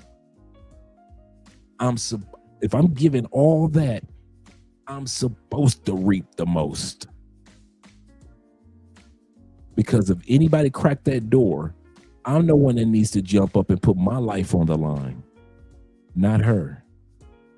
So in other words, to end it like this, I'm supposed to get the big piece of chicken.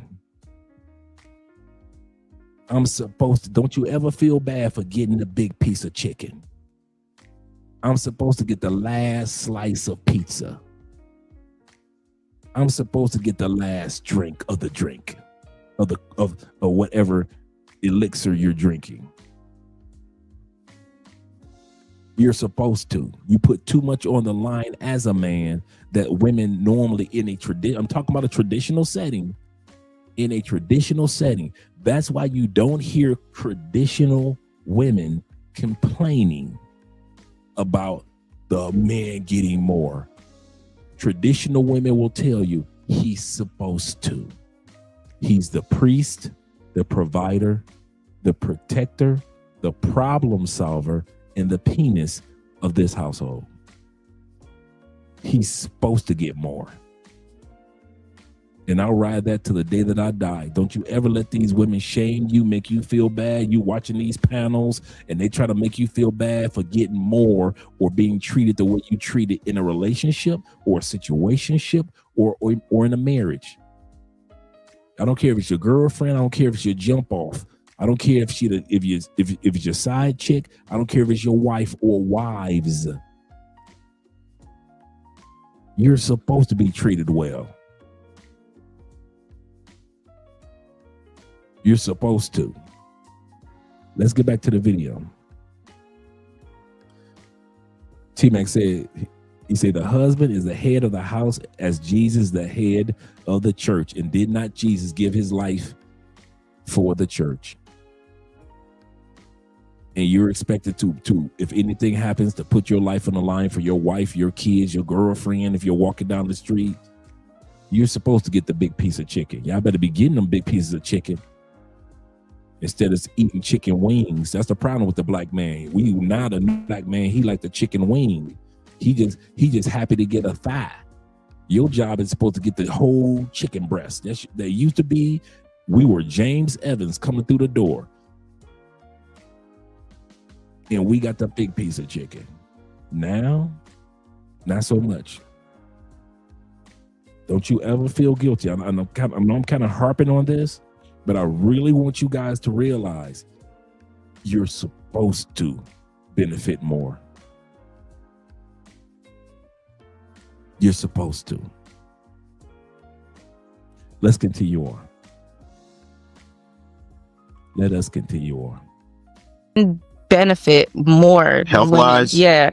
Are you going by that? Women, no, that is a fact. No, it isn't. Yes, it is. I've already debunked that. You can give your phone, but it's if you really look at it, if you really dig into it. Podcasts unless they no, I'm telling you, I've already checked. Don't you do that, guys. You see the brother arguing her down. I debunked that. That's not true. Men don't benefit more. You're supposed to. See, I wouldn't have argued her down. I would have told her I'm supposed to. I wouldn't have shouted at the woman talking about some, but women, but me, but no, I'm supposed to benefit. I would look her right in her face and say, men do benefit more because we're supposed to.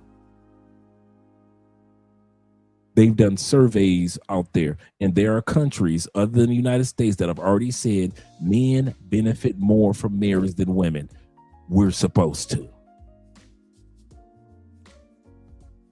Don't you kick against it, fellas. Don't let these people who have sold you in your mind that you're not supposed to, especially you spiritual men, all you Islamic guys, all you Christians, all you Catholics, all you Buddhists, your religious beliefs tell you that as a man, you're supposed to benefit more for the long-term benefit of the family.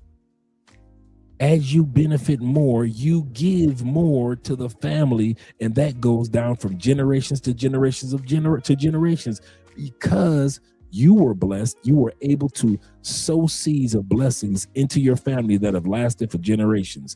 You're supposed to receive the best of the best. Don't you fight against getting a big piece of chicken. T-Mac says this. He said, problem that too many men are trying to enter into a relationship in a weak manner.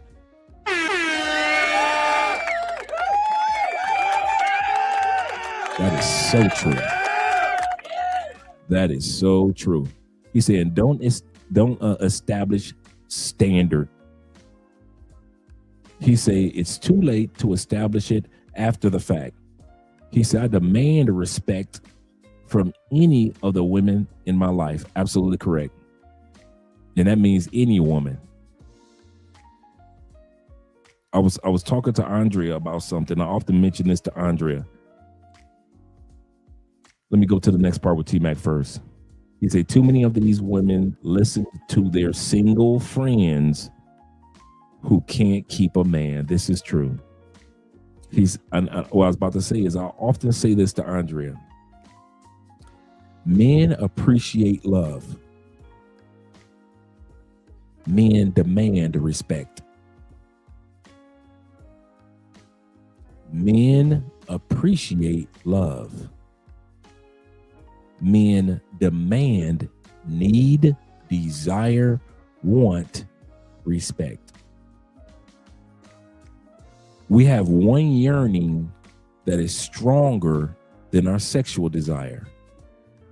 Our yearning for love, we can get that from God.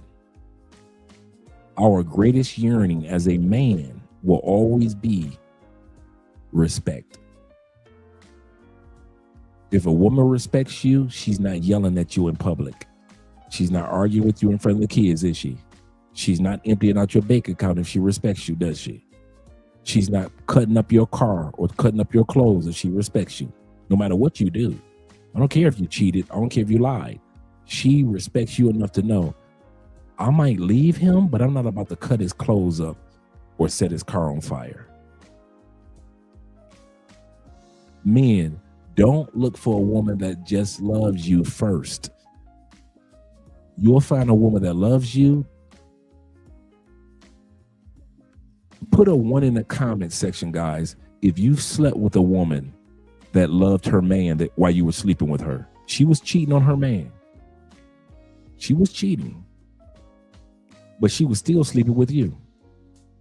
She talked about her husband or her boyfriend while y'all were laying in bed or while y'all were in your car or in her car.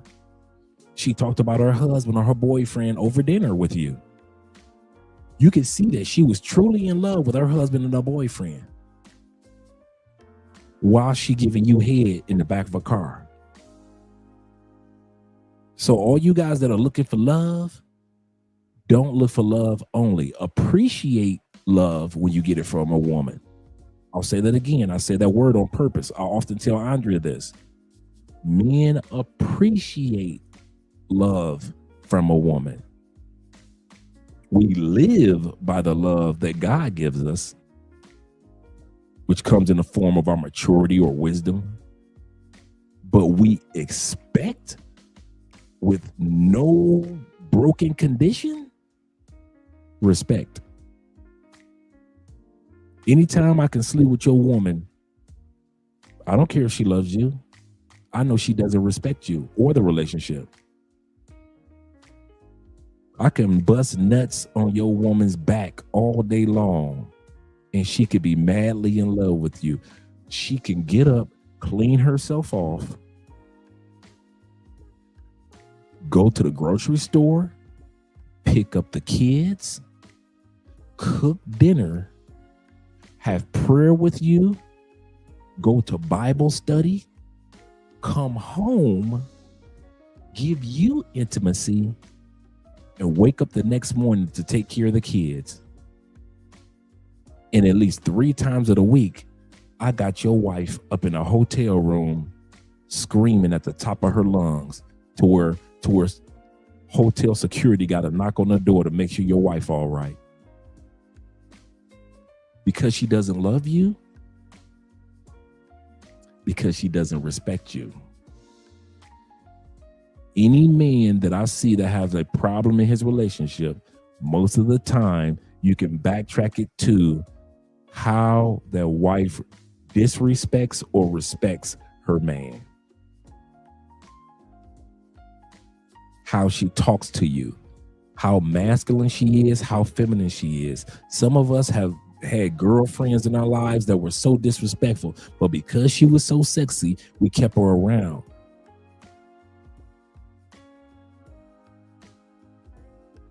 It's easy for us men to have sex with women that don't like us.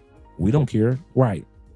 You don't care if that woman don't like you. If she spread them pretty thighs open, you don't care. I have had sex with plenty of women that told me I can't stand you, but they still had sex with me. So I don't care about the love part or the like part. But let that heifer say something to disrespect me. She can keep that raggedy. Am I lying? Let her disrespect you. You will have sex with her even though she don't like you or love you. But let her disrespect you on a regular basis. You could tell her to keep your coochie, keep them pretty lips, keep them pretty eyes, and get the hell out my house. You can get your pretty butt right out my car. You ain't got to sit in this car. You think you could talk to me like that in my car?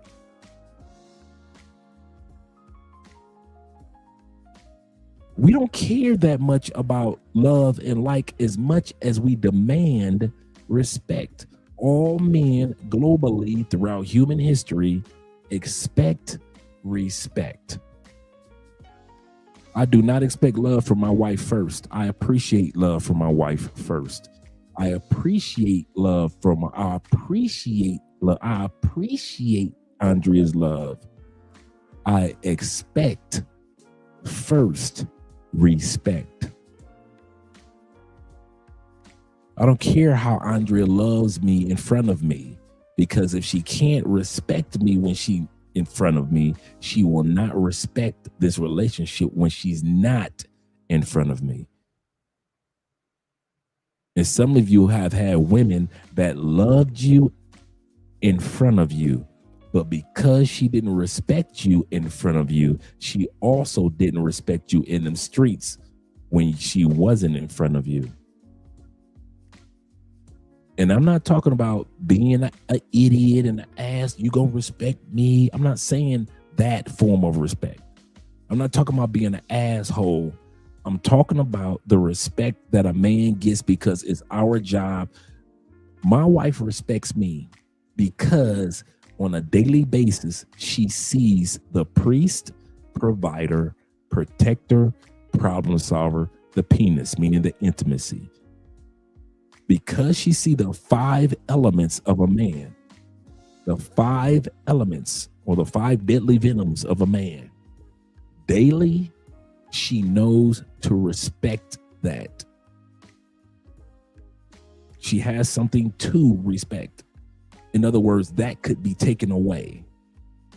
I don't have to be this ass or jerk or beat on my chest. I'm the man of the house. I don't have to do that. Every morning, as long as I wake up as the priest, as long as I wake up and showcase that I'm the problem solver, as long as I wake up as the protector, as long as I wake up as the penis or the intimacy of our relationship, she respects what she sees daily.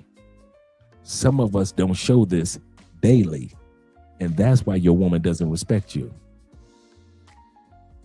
And she might go somewhere else and get the penis.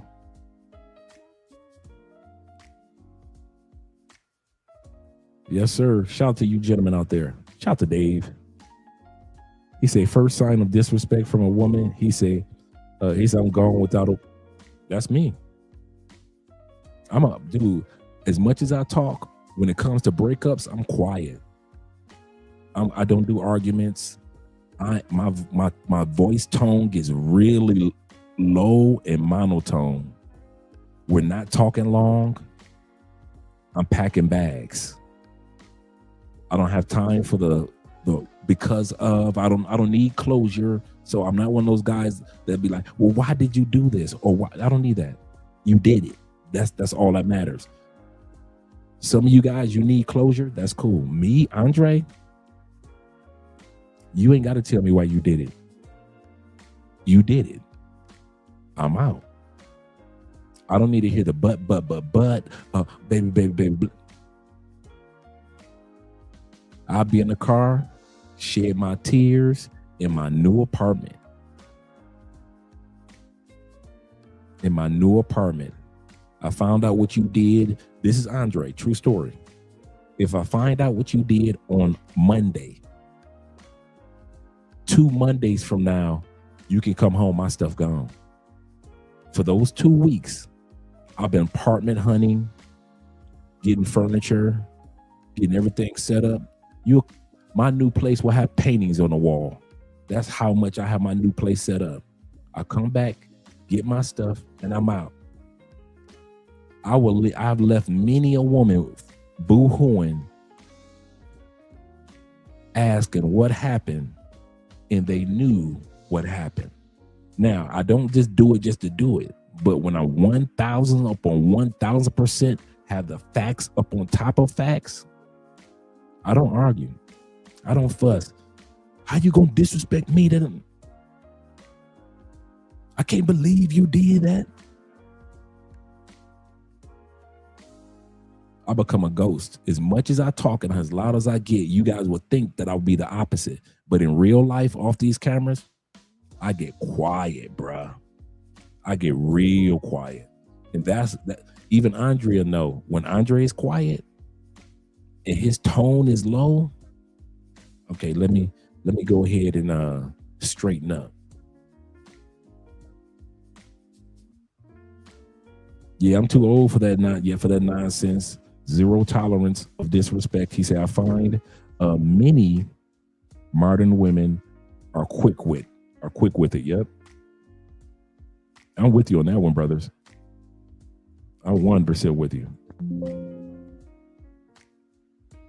Give me a second, guys. I'm just turning up my volume, my sound, so I can hear myself more clearly. And we're going back to the video. I appreciate you guys being here this evening on Thursday night. Let me go back to the video. Shout out to Ben. And I'm going to bring this back just a little bit. I'm going to shut up. And for those struggling to conceive, hiring a robot to carry their baby will cost about $14,000, significantly less than a human surrogate. We are now coming to an understanding that we don't necessarily need the opposite sex to procreate. Right. So that's not the problem. But I just think that the way the country was built and what we stood on was the nuclear family, and maybe that dynamic could change. But what I'm telling people that is going to be ugly, because women don't appreciate what it is that men do. So you guys, you spit out a lot of facts, and you're saying a lot of things about the connection between men and women. Do you realize that men benefit more in a marriage than women does, health-wise and everything? Like, we're supposed to. Men benefit more health-wise. Yeah. Are you going by that? Women, no, that is a fact. No, it isn't. Yes, it is. I've already debunked that. You can get your phone, but if you really look at it, if you really dig into it, podcasts unless they no, I'm telling you, I've already checked this fact. I've done it live on podcasts where I brought. No, not from podcasts. No, I'm talking about I go to school. I do periodic reviews. I look at scholarly journals. I don't just look at other podcasts to see what other people are talking about. Women don't benefit in marriages. Men benefit more. They live longer. Men live longer in relationships. Who benefits from divorce? Women die faster when they're with men. Who lives longer in relationships? Men or women? It's women. After all they're saying that they do for men, they still inherit the house. They still are able to get your Social Security after retirement. They're still end up with a 401k. They still get the insurance money. At the end of the day, when women talking about men live longer compared to our single male counterparts, this is true. But single men don't live as long as most women, and married men don't live as long as most women. So this myth of, because I live an extra 3 to 10 years more, actually 3 to 5 years longer than my brothers who might be single. Okay, I got an extra 5 years. I appreciate that. But I still die statistically before my wife will. Just like a single man would die statistically before most women, because the male body deals with so much stressors, or so many stressors throughout life. Our bodies shut down before women bodies shut down. So technically, if you compare it to living longer, whether you're married or you're single, we don't outlive women. But she's trying to make it seem like, or sell it as if we do. But we only outlive our brethren who are single, and that's only about 3 to 5 years. Mutually, no, that's not a fact. That is a lie. That's a fake. One second, because I'm telling you. Go ahead. That's why I don't like going to podcasts that don't have fact checkers here, because that's what niggas do. Now, a lot of men are like, you know what? Fuck all of that. I'll stay single forever. Salute. I am not telling you guys to get married. And if you do get married, I'm telling you to get a prenup. But what I'm telling you is, if you adjust your expectations and you protect yourself, being in this type of relationship with a human being for however long it lasts, if you're lucky, it can be one of the most rewarding things of your life. And this is me telling you this as a 20-year divorce attorney. So when you ask me, Charlie, is there any benefits to man, being married? It's yes. But it depends, and you gotta be lucky. Guys, for you to be in a successful relationship, you only need a few things. shout out to Enoch. You need to be able to choose your woman wisely. You yourself need to be marriage material. There's so many men who get married and you're not marriage material. You are not cut out for marriage. Shout out to my brother AMS. Y'all know AMS. What did AMS say? AMS, Alpha Male Strategist. He said in one of his videos that the best relationship that he's ever been in, the best relationship that he's ever been in with a woman, do you know what it was? It was sexless. Really? The best relationship that he was ever in was sexless. Why was it sexless? It didn't start out sexless. It ended sexless, but because of him. He is the type of man that needs variety, with sexual variety. And he found a woman who their personalities just jibed. But day after day, month after month, he found himself becoming less sexually desirous of this woman. It wasn't her fault. It's not like she got fat or anything. But just his personality, he needed variety. And that came to a point in time where she would get naked and you hit it 1,000 times. This is a man who is not cut out for a traditional marriage. It doesn't mean that he's a bad person. It doesn't mean he's not a bad man. It doesn't mean he's not high value. But it means the institution of marriage is not fit for him. Some of y'all, college is not fit for some of y'all. Some of y'all, the military is not fit for some of y'all. Some of y'all, YouTube is not fit for some of y'all. Some of y'all, having kids is not fit for some of y'all. Some of y'all, marriage is not fit. But you don't know that. You don't know your personality. You just think, I love this girl. Look at her titties. I don't want the titties to go away. 7 years later, she's cashing you out. Your shit's ruined. You should have never got married in the first place. Facts. But you don't know that. I'm telling you guys things that no one really considers. No man asks himself, am I fit for the institution of marriage? That is a question that men do not ask themselves. Like, I know so much about this. I've just seen it for 2 decades. I've seen it my entire adult career. So, for you to have a successful marriage, you need to be able to choose properly, vet your woman. You yourself need to be cut out for the institution of marriage. You only need one more thing. You got the first thing, you chose your woman wisely. You got the second thing, you are cut out for marriage. You only need the third. If you get the third thing, you will 100% have a successful marriage. What's the third thing? Third thing is luck. Lead attorney, after his experience of 20 years, he said the third thing that you need to have is a little bit of luck. A little bit of luck. Because you can be with a woman that is marriage material and you can feel like you're marriage material, but it might not work out. Even though both of you are marriage material, you might not be marriage material for each other. You may be marriage material for someone else.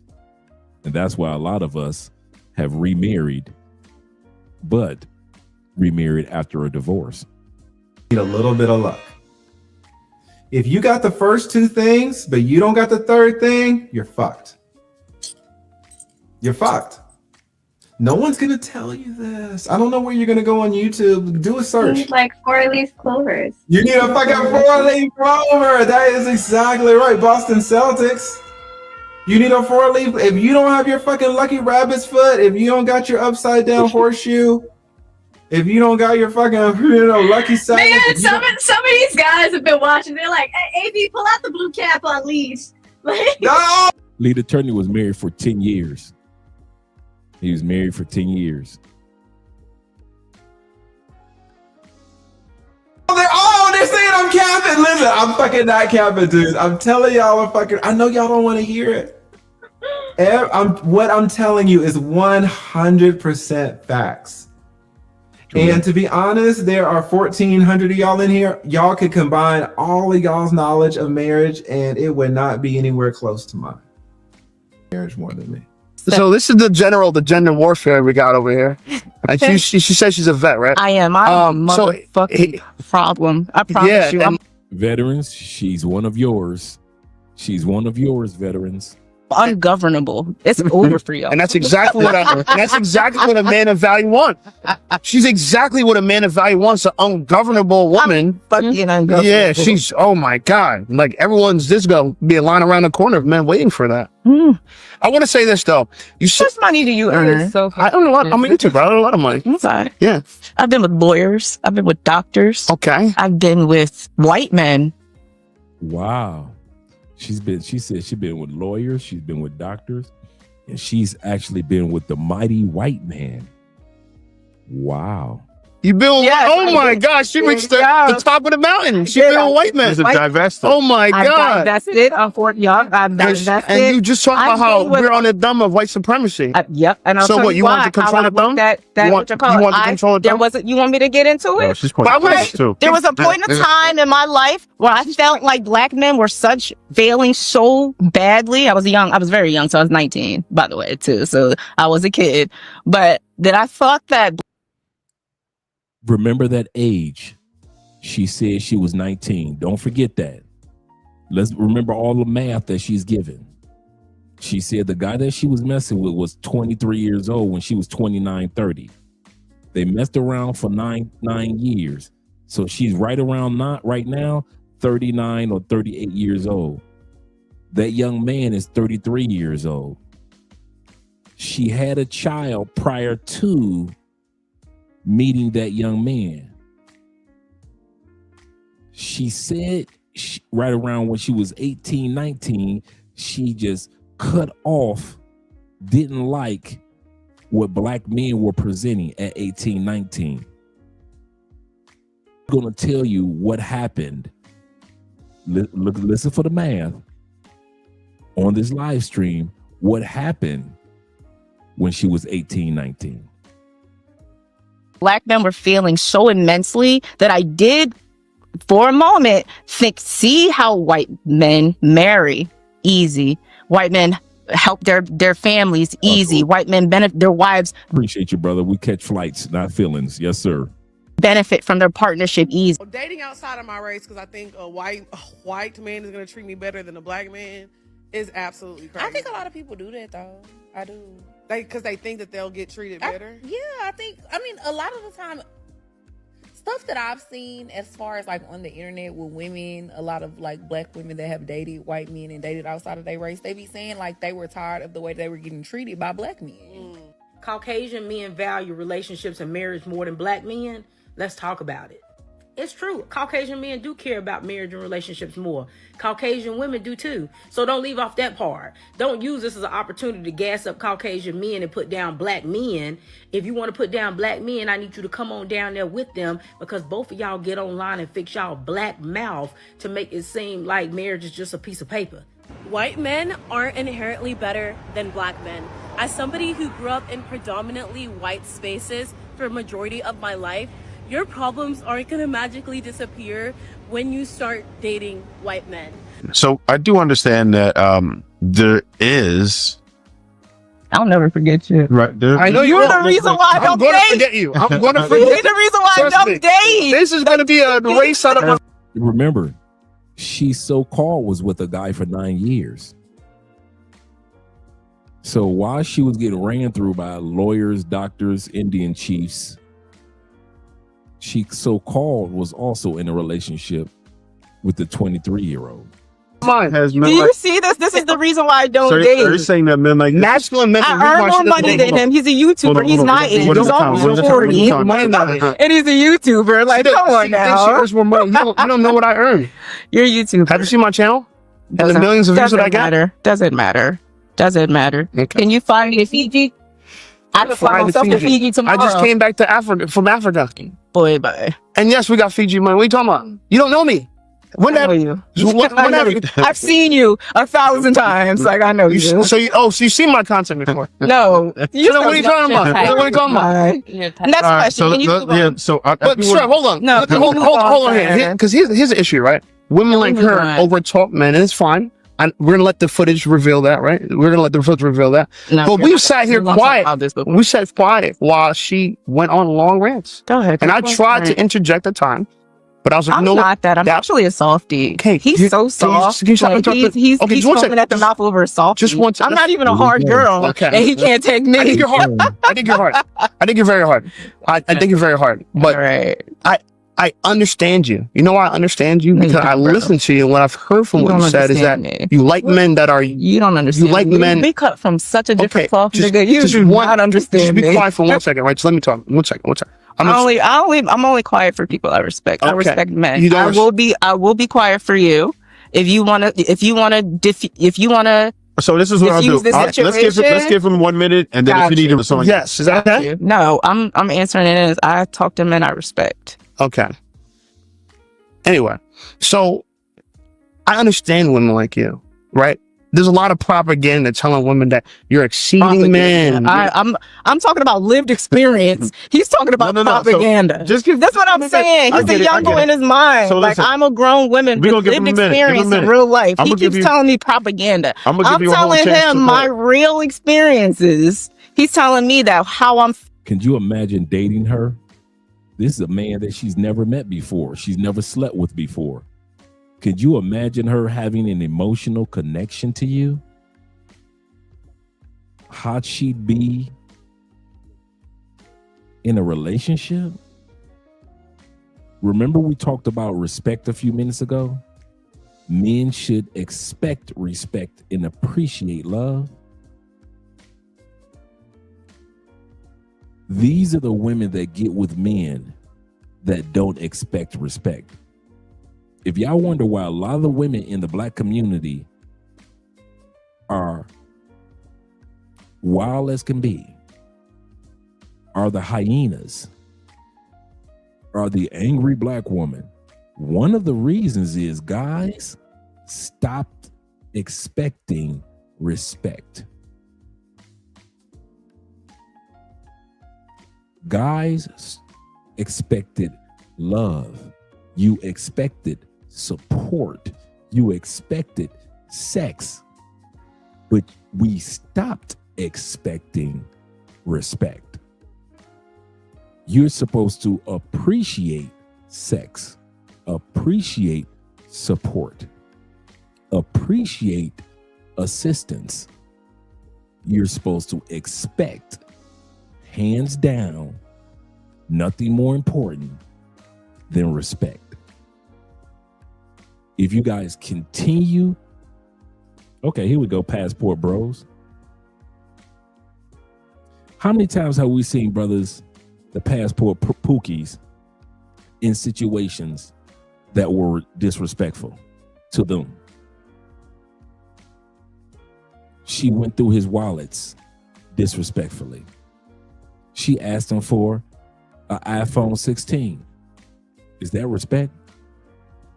She have her true Colombian love, but she knew she could go through your pockets as a Western Union poppy.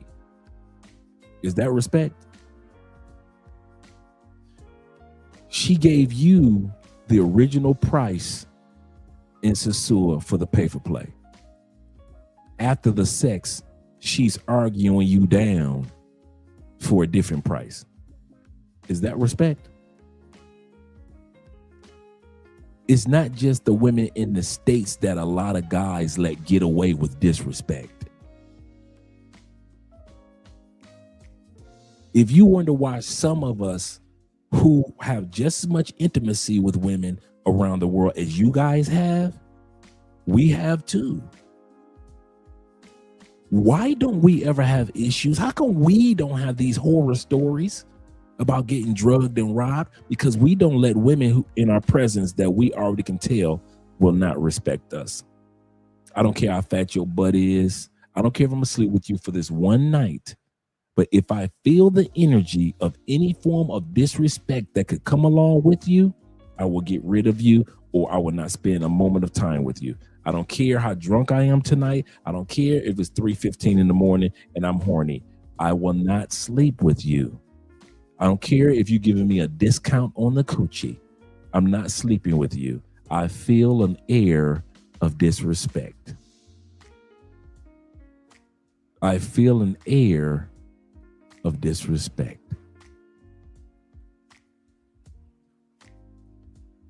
Do not let domestic women and do not let foreign women disrespect you.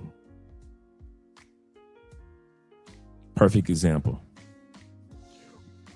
We looked at a video a few back by about a white dude that got drugged. The Obi-Land guy, the white dude that chased the girl down. They finally found her. Remember that in Medellin? What did he say took place? He said, I invited the woman over, told her, I'm not in the mood to drink. I don't want to drink. Instead of respecting his wishes, what did he say she did? She made a drink anyway. And of course, she put the liquor, put the drugs off in the scopolamine in the drink. Even though the man said, I'm not in the mood to drink, I want sex and I want you to go. That's all she need to be there for. He said she came around the back, grabbed him by his neck, tilted his head back, and poured the drink in his mouth. By the time he was coughing, it was too late. Did she respect his wishes? What was his wishes? I'm not in the mood to drink. Don't make drinks in my house. If I'm not drinking, you're not drinking.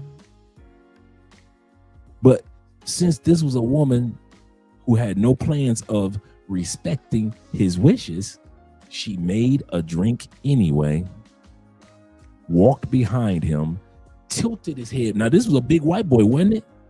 Big, I think it was from Indiana somewhere. He wasn't a small white boy because he was able to run down that other girl and grab her and hold her tight, right? He wasn't a small little dude, but he still allowed her to disrespect him by grabbing him by his neck, tilting his head back, and pouring a drink into his mouth anyway. So if you guys think that disrespect only happens while you're in the States, I see guys get disrespected all the time overseas. You're in Thailand. How is it that you had $100,000 in your bank account in savings when you first went to Thailand? Met a Thai chick, and within 6 months, your $100,000 is gone and you got a second job. I'm talking to you, my white brothers from Europe. Every time you turn around is one of your European white brothers that's getting scammed by a woman in Thailand. She's built a house, she started a business, and ain't none of it in your name. And if you try to claim anything, the courts and the police will tell you, you sent her the money, that was a gift. You weren't married, but she was your girlfriend. And she disrespected you, your money, your bank account, your savings, what you thought that you were going to grow into as a couple. She had no respect for any of that. So passport bros, don't just assume that disrespect for you men are only happening on the plantation. It also takes place internationally. You have to only allow women in your presence that you feel the energy of respect from. If you know that, I don't care how fat her breast is, how pretty her eyes are, if you can sense the energy that disrespect will come with dealing with this woman, she should not be in your atmosphere. There are too many gorgeous women in South America that you can kick this one out your house, out your Airbnb, and replace her with another woman in 20 minutes. So don't try to come to me with a scarcity mindset. Oh man, Dre, she already here, dog. You mean I need to kick her out and go get another one? Yeah. Because if you let the habit of disrespect occur in one country, you'll take that habit of allowing women to be disrespectful with you around the world. And that's the problem with a lot of men. And that's why women feel comfortable in the United States of talking to you any kind of way. And then women in other countries feel comfortable with treating you, not me, treating you any type of way because they don't respect you. Not that they don't like you, not that you ain't cool, but because you give no energy of why they should respect you. T-Mac says this. He say Latin women lose respect for you if you are too accommodating. This is true. Too accommodating. They expect a man to be stern with them. Absolutely correct. Absolutely correct. And if you think that I don't have my moments where I have to be stern, you got the wrong dude. If y'all think that Andrea and Andrea relationship is just based off of love crossing borders, it's also respect crossing borders. It's also borders that I have crossing borders. You guys will see us on camera and you'll see us solidify, and everything that you see about us is honest. We're a good couple. We really are. But he's absolutely correct. Being here in Colombia, you do have to put your foot down on certain standards. Like I said, you don't have to be a jerk. You don't have to be loud. You don't have to be disrespectful. But they do expect you to be a man about yours. And if you aren't, most Colombian women, he is 100% correct, will not respect you as a man.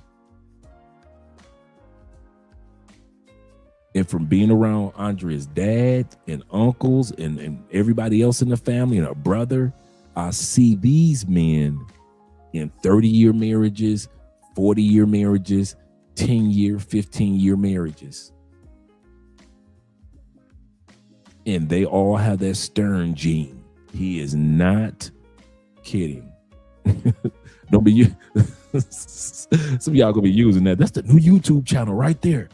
Respect crossing borders. Yeah, that needs to be his own channel for real. That's a good idea. I'll write that down. That's a good idea.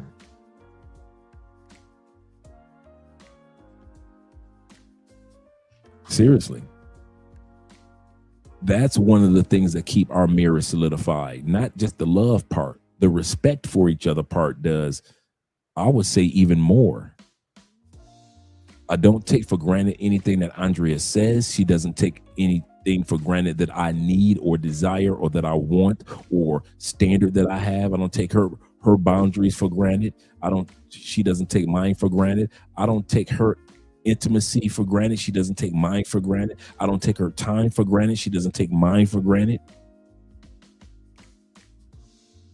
Because she knows her husband expects not love first. I don't expect love first. I appreciate love. I appreciate all the love that my wife gives me. I demand and I expect from the moment she wakes up, respect. And if I see a sign of missing respect, we sit down and we have a talk. I never sat down and talked to Andrea about love. I can see that daily, and I appreciate it daily. But there are times I've had to sit her down because I felt or I noticed a moment of disrespect. And I talk stoically like I am right now, stoically about it, no yelling, no. And she gets it and it never happens again. But some of you dudes, because she's so fine and she's so beautiful as a Brazilian woman, or she's so fine and she's so beautiful in Bali, you let her disrespect you. You let her disrespect you. I mean, Zeta said this. He said Brazilian women definitely can be the same way.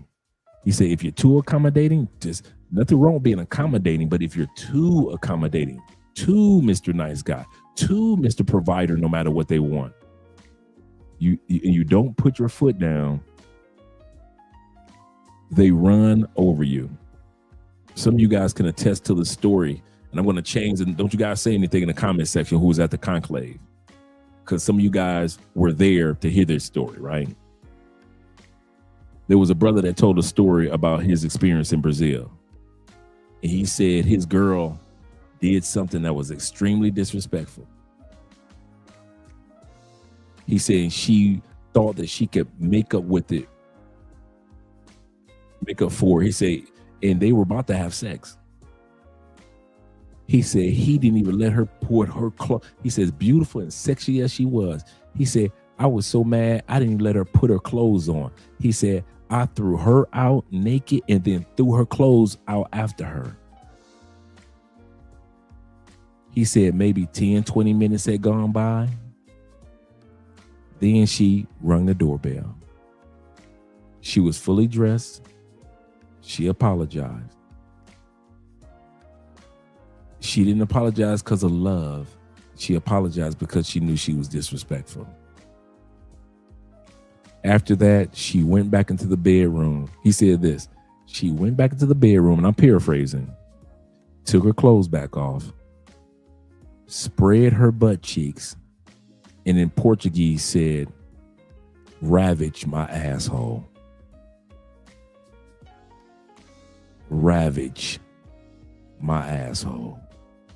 As she laid in bed, spreading her ass cheeks.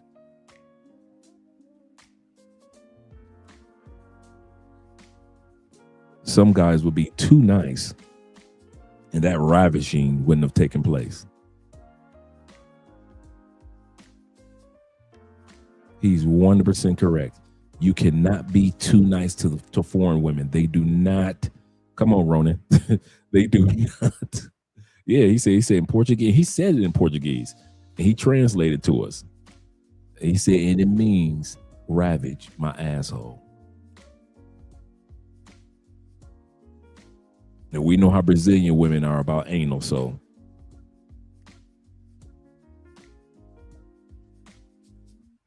If a woman thinks that she can get you to the point where you're scared that she'll walk away or she'll be mad at you, I don't care if Andrea gets mad at me. Brother, you think it's been times Andrea has not been mad at your boy? Man, I could care less about if Andrea gets mad at me if I know I'm in the right. Now, if I'm in the wrong, she's right. And I'll apologize. But if I'm 100% in the right and I say, we're going left today, we're not driving right, we're going left. And she might sit there, arms folded, angry. But because she's a Colombiana and a Latina, it's par for the course for her. A man of standards and a man of respect, it's par for the course. And then after about 5-10 minutes, she's sitting up there just listening to music, playing with her cell phone. Yeah, at the conclave. You know what I'm talking about. Don't say anything.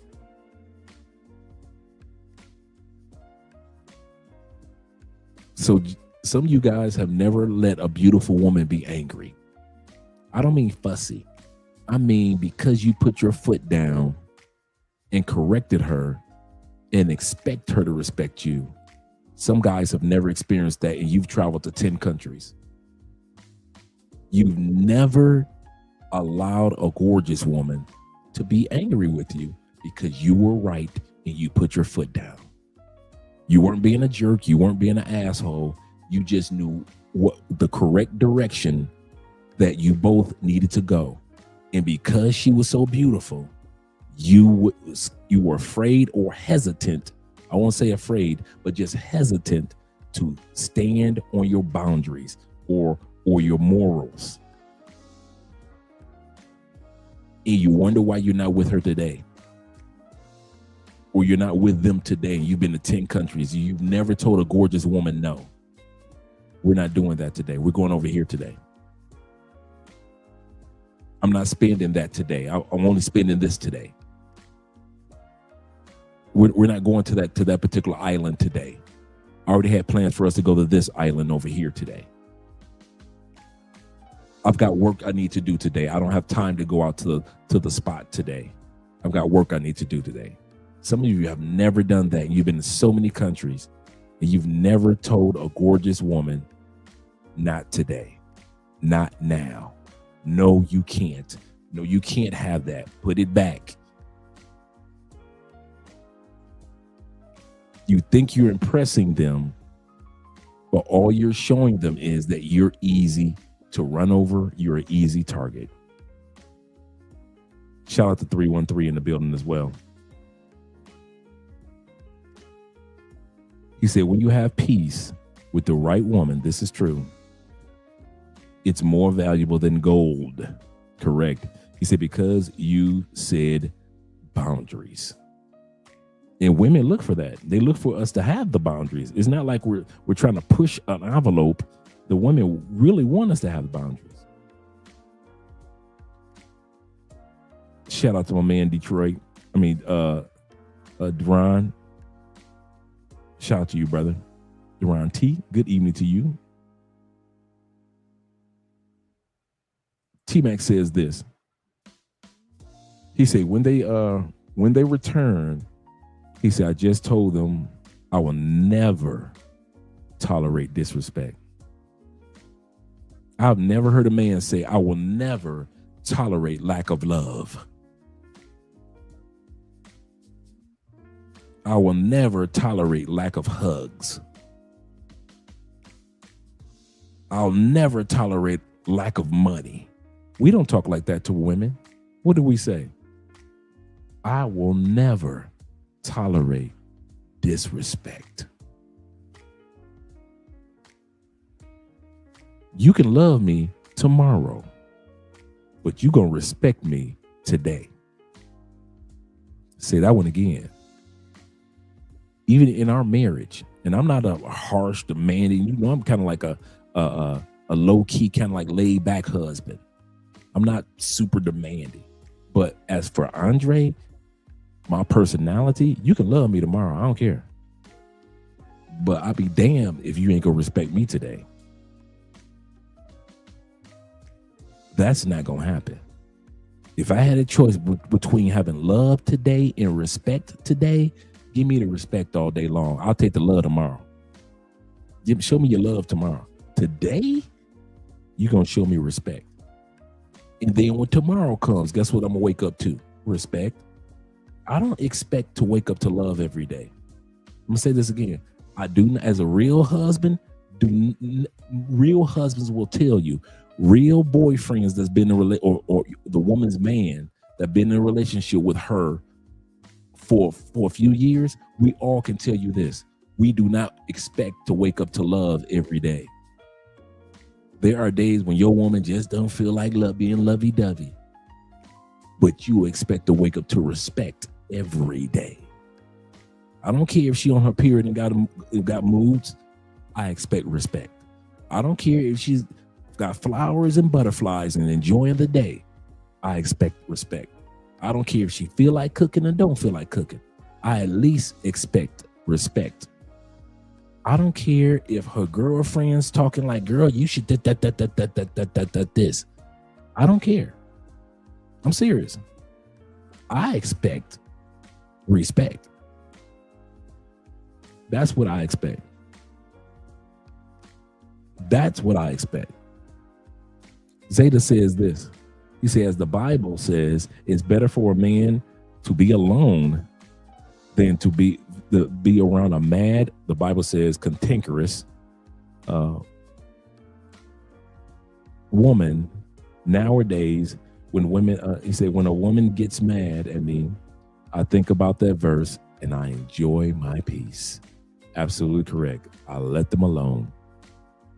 Yes, sir. Black Hat. Shout out to David in the building once again. Iman said this. He said, Aretha Franklin already told y'all. He said, all I'm asking for is a little respect. R-E-S-P-E-C-T. He said, love, nothing but devotion. Absolutely correct. Absolutely correct. Let's get back to the video, gentlemen. Let's get back to the video. Let's get back to the video, gentlemen. Let's get back to the video. I'll bring this back just a little bit. So we have the black feminist sister, and you see the other sister, her friend. This is her friend. This is her friend. The one in the white coat was the one that brought her on the show. But you'll see how her friend actually is toward the end of the video. Oh, I'm answering it as I talk to men I respect. Okay. Anyway, so I understand women like you, right? There's a lot of propaganda telling women that you're exceeding men. I'm talking about lived experience. He's talking about propaganda. So just give, that's what I'm saying. He's a young boy in his mind. So like listen, I'm a grown woman with lived experience in real life. He keeps telling me propaganda. I'm telling him my real experiences. He's telling me that how I'm feeling and how I'm internalizing it is propaganda. He's a child. I get it. So just give him a minute. We only gonna give him 1 minute, and then I'm gonna give you your time to rebuttal. All right, and we won't allow him to interrupt you either. All right, got you. Okay. So I understand women like you, right? You've been sold this reality that it's not true, and it's fine. It's fine. You sold the idea that only men benefit from marriage. But I thought that too the first time I saw this Esco. I thought she was gonna cry. We tried to make the point to you earlier on that women actually, the only way they could get divorced, last time I checked, is if they were married. And most women, most of the wealthiest women in the world became wealthy through divorce. That is true. So I've never heard of a man become a billionaire through divorce, but we've heard of women that became billionaires through divorce. White women become billionaires through divorce. What are you talking about? Like, this is not our conversation. So if you could just forget it, go ahead. This is not our conversation. So you can go ahead. Like, what is he talking about? We're talking about relationships amongst us, right? Okay. Like he's putting in statistics and scenarios that he's not even a part of. Like, what are you pulling That was my fault. I brought that. Oh, okay. Yeah. I don't understand what you part of. We're talking going that direction. We're talking about real people. That's why I don't like talking to YouTubers. I'm a real person. I pay taxes. I'm an everyday average person. I'm a civilian and I'm a vet. Like I understand the military life and things like that. Like I want to have real conversations with real people. About real concepts. And YouTubers, we're from Mars. We're not real people. So how about this? How about this? I just don't respect anything. We do understand. I feel like I've done so much more. You don't know me. What do you keep telling me? You keep telling me about me. You don't know me. Hold on. Let's get past that part because like you're screaming it. Look at you. I don't think that's going to really go anywhere. But I do want to get somewhere with this, right? Mm-hmm. So if we're saying that there is something wrong between the relationship dynamics between men and women, how is it possible for us to bridge the gap? It can't, because if she wants to lead, men won't follow. Can I answer your question? Can I answer your question? We're gonna let her go. Then you got it right after. I think we're gonna let her go first. Oh, go ahead. Yeah. Sorry. Yeah, no. So I think the problem with that is we have to be realistic about whether or not men are capable of leading, because we're not going to just go blindly follow after someone that we deem incapable. So it's a lot of these men that sit here like, follow me, follow me, follow me. A real leader does not have to tell you to follow them. You're going to see the way they lead and naturally fall in line. So the problem is a lot of these guys, they want to be like, oh, I'm a leader. And the reality of it is you're not. And you wonder why these women are not following you is because you're not a leader. You're not even showing none of these characteristics. It's the delusion of the reality that men are. I have women that follow me. There is this delusion of a reality, and I feel like that's another thing that isn't conducive with the real world anymore. It's the difference between women and females. So rules I feel like everything. That's the difference. Money rules everything. It's getting so cutthroat out here. I'm glad you said that. It's getting so cutthroat out here that money is over everything. Your mentality. The Bible warns us several times about worshiping money.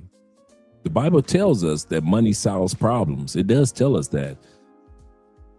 The Bible talks more about how to make money than it talks about heaven and hell combined. A lot of people don't know that. The Bible talks more about money and investments than it talks about heaven and hell combined. So the Bible does talk about the importance of money, but one of the things that it does say to the she demon, you're not supposed to worship it. It's just a tool to be used through life. It's not life itself. And for some of these ladies, it's life itself. Shout out to our brother Evan for being the sponsor of the evening, one of the sponsors.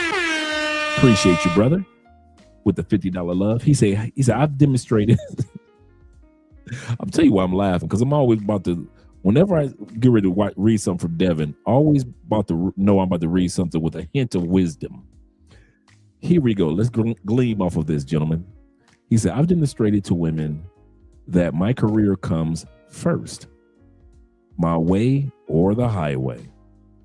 And I have other women on my phone. When they realize that I'm a player, they constantly try to see me, and I try to, and they try to scare the other women off. I love being a player, just like lead attorney was talking about alpha male strategies. He says some men are made for the like Evan often quotes. A lot of you guys don't realize how often Evan quotes Kevin Samuels. You see that tiger at the bottom? That's because Kevin Samuels did an episode, like a couple of episodes, on the difference between a male lion and a male tiger. Some men are male lions. You need a family, the lion pride, the group, the togetherness, the oneness of the family dynamic. Cool. But there are other brothers that don't need necessarily the whole lion pride. These guys are like tigers. Hey, I see the women when I see them. If I get a family, cool. If I don't, cool. I'm good. So there are guys who are lions, and there are guys who are kind of like loners who don't let women rule. And these are the Tiger brothers. Shout out to you, Evan. Shout out to you and all the tigers out there. Esco says this. He say, nonsense. Hogwash. He say, these women follow Pookie to bed. This is true. Wake up pregnant. Hell, these women will follow other women, knowing that they aren't doing well at all, that well themselves. Shout out to producer For Real in the building. He says it's delusion of the reality. She is so stupid. I believe her delusion comes from pain of being with that young dude for 9 years. Remember when she was already hurt by brothers by the time she said she hit 18, 19, she was dating white men because she was hurt by brothers. So she went through that stage even early in her life. And then think about it, by the time she hit 29, she meets this young dude who starts dating her. He's 23. They dated for 9 years. So right now he's like 32, 33 years old. She's 38, 39. That didn't work out. That was tempestuous. The relationships that she had with white men didn't work out. Remember she said she went with white men for a couple of years. That didn't work out. Now she's pushing 40. She said she was with doctors, lawyers, and Indian chiefs, right? So all the men that she slept with didn't work out. So when she was a jump off and her sneaky links didn't work out, being with white men didn't work out, the black man that she was with during a teenager didn't work out, the guy she was with for 9 years didn't work out. So no matter, she's going to talk about how much money she has and how much she makes every year. But none of it matters because nobody wants to keep her. And we see why. We see why. Zeta says this. He say being with a younger man or younger dude is on her. Don't blame him. She could have left. Now she want to come back to black men. Absolutely correct. Ronan says she dated him because she thought that she could control and or manipulate, control them. Absolutely correct. That masculine mentality from the military. I kind of picked up when I was going to show this video. A lot of you military men could understand that type of demeanor. You guys have seen it before. Esco says this before we go back to the video. He says, it's funny how she was pumped and dumped by white dudes, but her beef is with the brothers. With the brothers, though, we're the problem. Of course, she's not the problem, though. She's such an angel. She's such an angel.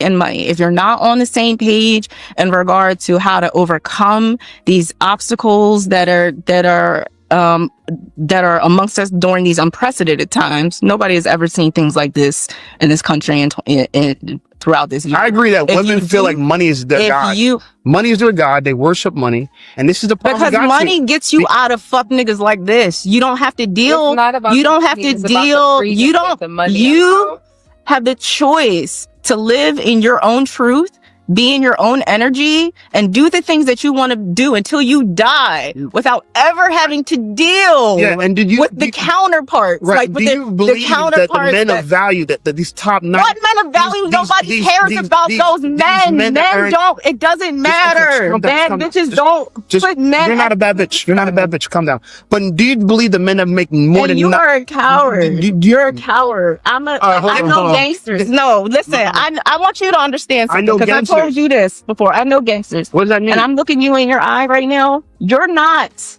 I'm not a gangster. Nigga, no. I'm not a gangster. You're not a gangster. Now she's threatening him. I know. Excuse me. I know gangsters. I know gangsters. She might as well say, I'm gonna have dudes waiting in the parking lot. I caught that. When the video first start, some of you guys, if you're going to watch it on the replay, when the video first start, you'll see her glass is full. She has one type of drink, could be rum and coke, could be any dark liquor. She's drinking dark liquor. Her girl is drinking a lighter liquor with orange juice. I looked and I noticed that her glass was full. As the show continues on, as you can see, let me remove this away. Her glass, if you look at her glass, that glass is dang near empty. But her mouth and her attitude is now full.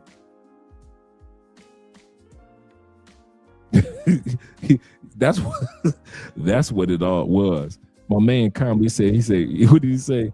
He said, calm down. You're not a bad bitch. Calm down. You're not a bad bitch. Shout out to my brother Dave. Dave said this. Dave said, not an excuse. Even G.I. Jane was a lady to her man. This is true. This is true. Shout out to you guys. This is funny. This is funny.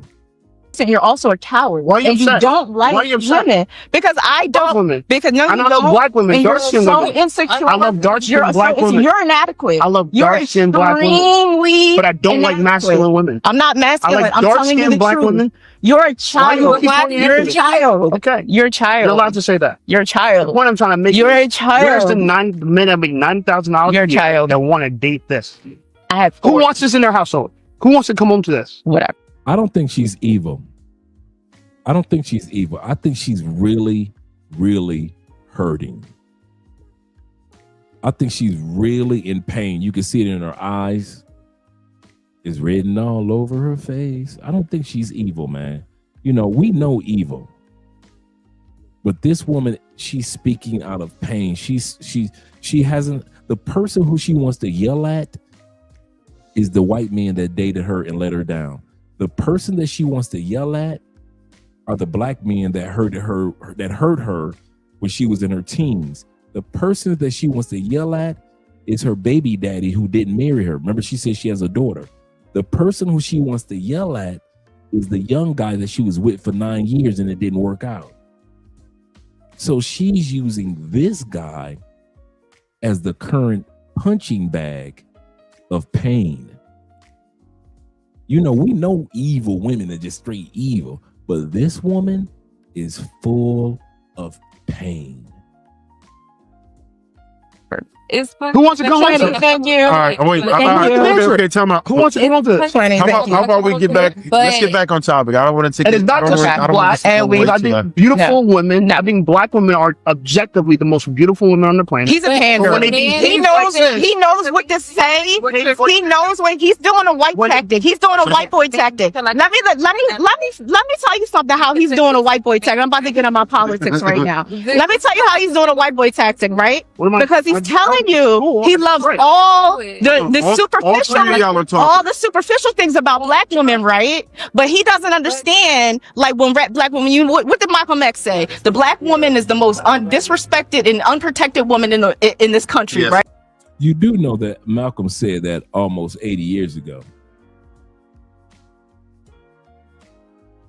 Well, actually 60, 70 years ago. What type of women sisters were walking the earth at that time period? Was it when Malcolm said the black woman is the most unprotected women in America? Were sisters traditional women that he was talking about that needed protection? Were sisters feminine women that he was talking about needed protection? Were these not fit and friendly sisters that needed protection? Or were they feminists and overweight and disrespectful and couldn't smile and wore bonnets and wore weaves?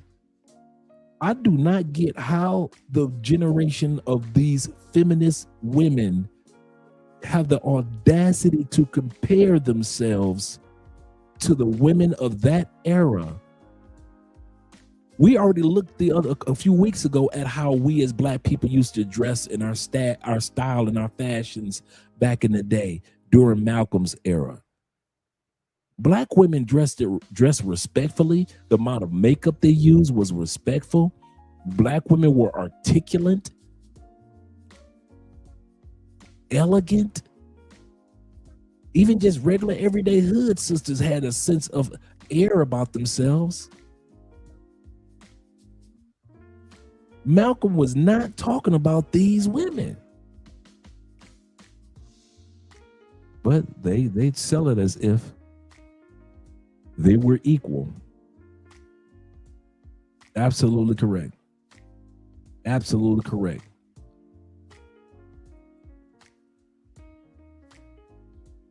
That's the funny part. They quote one part of a speech that they probably have never heard. They quote one part of a speech they probably never heard. And when we internalize that and we do that like that and whatever, a real nigga would have compassion about how black women represent themselves in the tight game that they run, right? A fuck nigga from the Caribbeans will ostracize you. will ostracize you and make you feel like, oh, you're angry, you're this, you're that. No, I'm not that. I'm probably telling you something. And before you air this out, you're gonna, because I didn't know that I was gonna be in the presence of someone like this, and that's what I told you before I got here. Now she's scolding her friend who brought her on the show. She's scolding the host because she's like, you better edit this out. You better edit this out. Some of you guys have noticed, but some of you guys may not have noticed. This is the third time on this stream that she's told him, I either want to see this video first and or you need to edit this out. Some of you did notice that she did that, but this is the third time that she's told him, edit that out. He said, wait, catfight. Now she's coming at her friend. You don't like these fucking type of niggas. I told you that. And a girl laughing like it's funny because a girl has seen her act a fool before. I caused you to behave. I'm going to Grenada. I'm moving. That's what Grenada. It's called Grenada. He said, I'm moving to Grenada. Where is Grenada? Great Canada? Have anybody ever been to Grenada? I know we travel a lot, fellas. Have anybody been to Grenada? Is that the grandparents of Canada? Grenada? I'm gonna bring it back. That's what she said. I'm moving to Grenada. I mean, what continent is Grenada? My man said, do you mean Grenada? I'm moving to, come on. Oh, hey, I'm not saying everybody in the military left the country. Let's put it like that. Not everybody that was in the military left the country. But, you know, you should at least know, if you're in the military, you should know something about the continents that you've gone to and a country that you plan on moving to. He said that liquor is talking international. She said, I'm moving to Grenada. I'm telling you, we need to get some Grenada Passport Bureau t-shirts made. So when we go to Grenada, maybe Grenada is out there where, you know, it's an island out there in the Philippines. Maybe they got the Grenada Island. Fearless and I had the same chick on the show, asked the U.S. to remove the episode. Oh, had a chick on the show. You had her on the show. Had the same chick on a show and asked us to remove the episode because she didn't like how she sounded afterwards, Andre. Wow.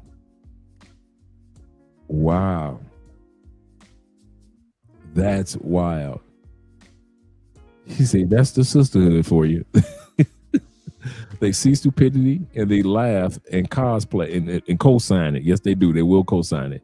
He said, I thought I wouldn't even want to be associated with such low-class behavior. Oh, you're saying not her, but a chick like her. Okay, cool. A chick like her. He said, while she's moving to Grenada, he said, he's moving to Grenada.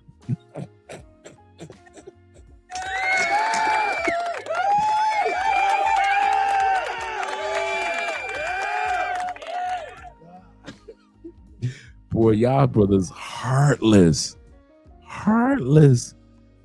While she moving to Grenada, I'm moving to granola. I have heard it all, gentlemen. I have heard it all. That was a good joke. I'm moving to granola. He said, she acts like an army chick. Wow. Okay. Yeah, those Bonic words. Absolutely correct. He said, I'm about to look up Grenada. You got to look for Grenada.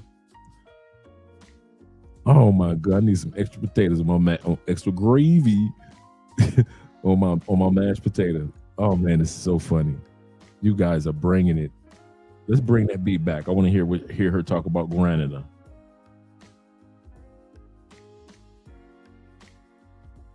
See how she looking at her friend? You see that glass is halfway empty? All right, wait. Okay, time out. Who wants to? How about we get back? Let's get back on topic. I don't want to take. And it's not just black and we. I think beautiful women. I think black women are objectively the most beautiful women on the planet. He's a panderer. He knows what to say. He knows when he's doing a white tactic. He's doing a white boy tactic. Let me tell you something. How he's doing a white boy tactic. I'm about to get on my politics right now. Let me tell you how he's doing a white boy tactic, right? Because he's telling you he loves all the superficial, all the superficial things about black women, right? But he doesn't understand, like when black women, what did Malcolm X say? The black woman is the most disrespected and unprotected woman in this country, right? And when we internalize that and we do that like that and whatever, a real nigga would have compassion about how black women represent themselves in the tight game that they run, right? A fuck nigga from the Caribbeans will ostracize you. Will ostracize you and make you feel like, oh, you're angry, you're this, you're that. No, I'm not that. I'm probably telling you something. And before you air this out, you're gonna, because I didn't know that I was gonna be in the presence of someone like this, and that's what I told you before I got here. I don't like these fucking type of niggas. I told you that. And I told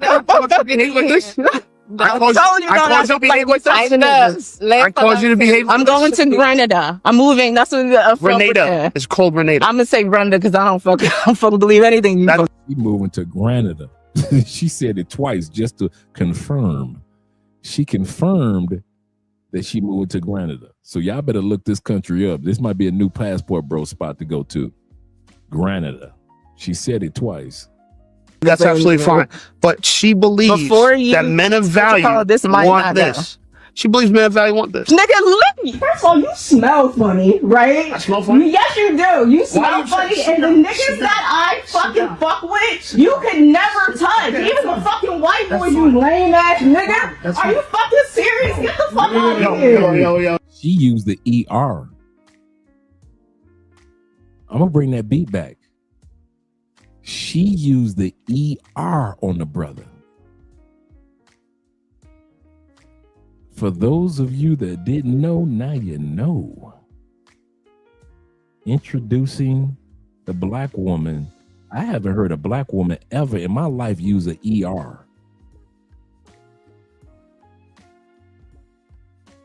She used the ER. Let's bring it back, gentlemen.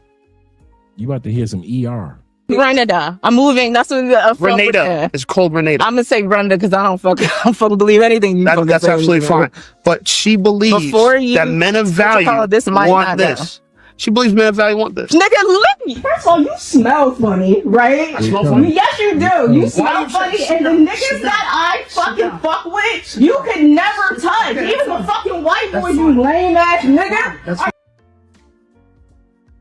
She said, even the fucking white boys, you lame ass nigger. You lame ass nigger.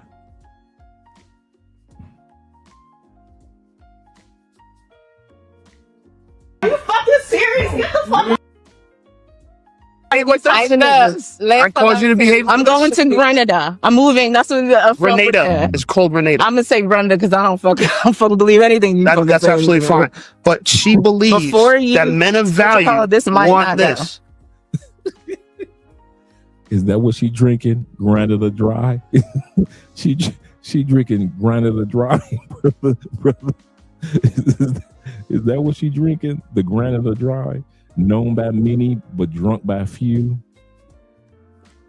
Dave said, all the jokes aside, what do black women like to put their hand? Why do black women like to put their hands on men when they act up?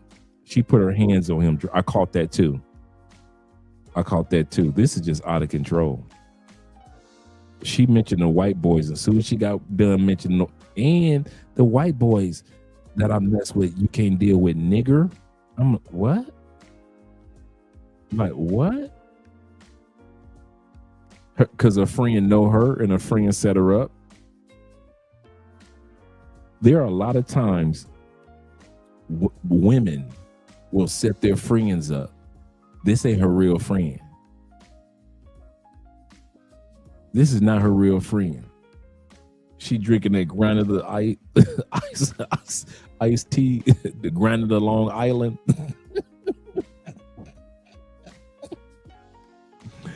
the Grenada Long Island is a thing. It's a thing. Shout out to Ruthless. You guys are ruthless tonight. Yeah, she's just smiling and cheesing. She set her up. She said, I know how my friend get when she drink. Y'all gonna get a good show tonight. I know how my friend gets when she drinks. Now he had to be wrong. Now he'd be wrong if he swung back. Absolutely correct. Absolutely correct. Now I see the demon coming out. You guys are correct. She is a demon. Straight from the pits. She believes men value want this. Nigga, look. First of all, you smell funny, right? I smell funny? Yes, you do. You smell you funny, say- and the niggas that I fucking fuck with, you could never touch. Even the fucking white boys, you lame ass nigga. Are you fucking serious? Get the fuck out of here. Yo. Get the fuck out of here. See, I told you don't bring me around these nut ass niggas. I make too much money. I make $350,000 So a then year. represent yourself, nigga. So then Like, get the represent fuck out of here with that shit. Said she makes $350,000 a year, and the guy is saying, "Well, behave like it." So like a professional woman sit down and have a But conversation. you keep intending like you gotta. Nah, she called me a show. She's allowed to call me. Here come the co-signing. Here come the co-signing. She set her friend up. She hasn't said a thing throughout the show, and then when her friend snaps off, she wants to co-sign it. She's allowed to call me a child. She called me a fuck nigga, a child. All right, listen. Can you? You're blocking the camera. She's allowed to call me a fuck nigga, a child. You're talking about a camera. But You're allowed to call me a fuck. Hold on, answer me first. She's allowed to call me a fuck nigga and child, bitch ass nigga. I know gas all of that is. after you was antagonizing her. This is what I'm saying. You've been saying little slicks. You've been. You're still beautiful. You being black. You're still beautiful being dark skinned and black. I find. Fuck up. Yeah, shut that fuck. Yeah. You're so beautiful for being dark skinned and black. I still like. I would still like black women after this. For fucking two fucking. That's a good question. Y'all should know me by now.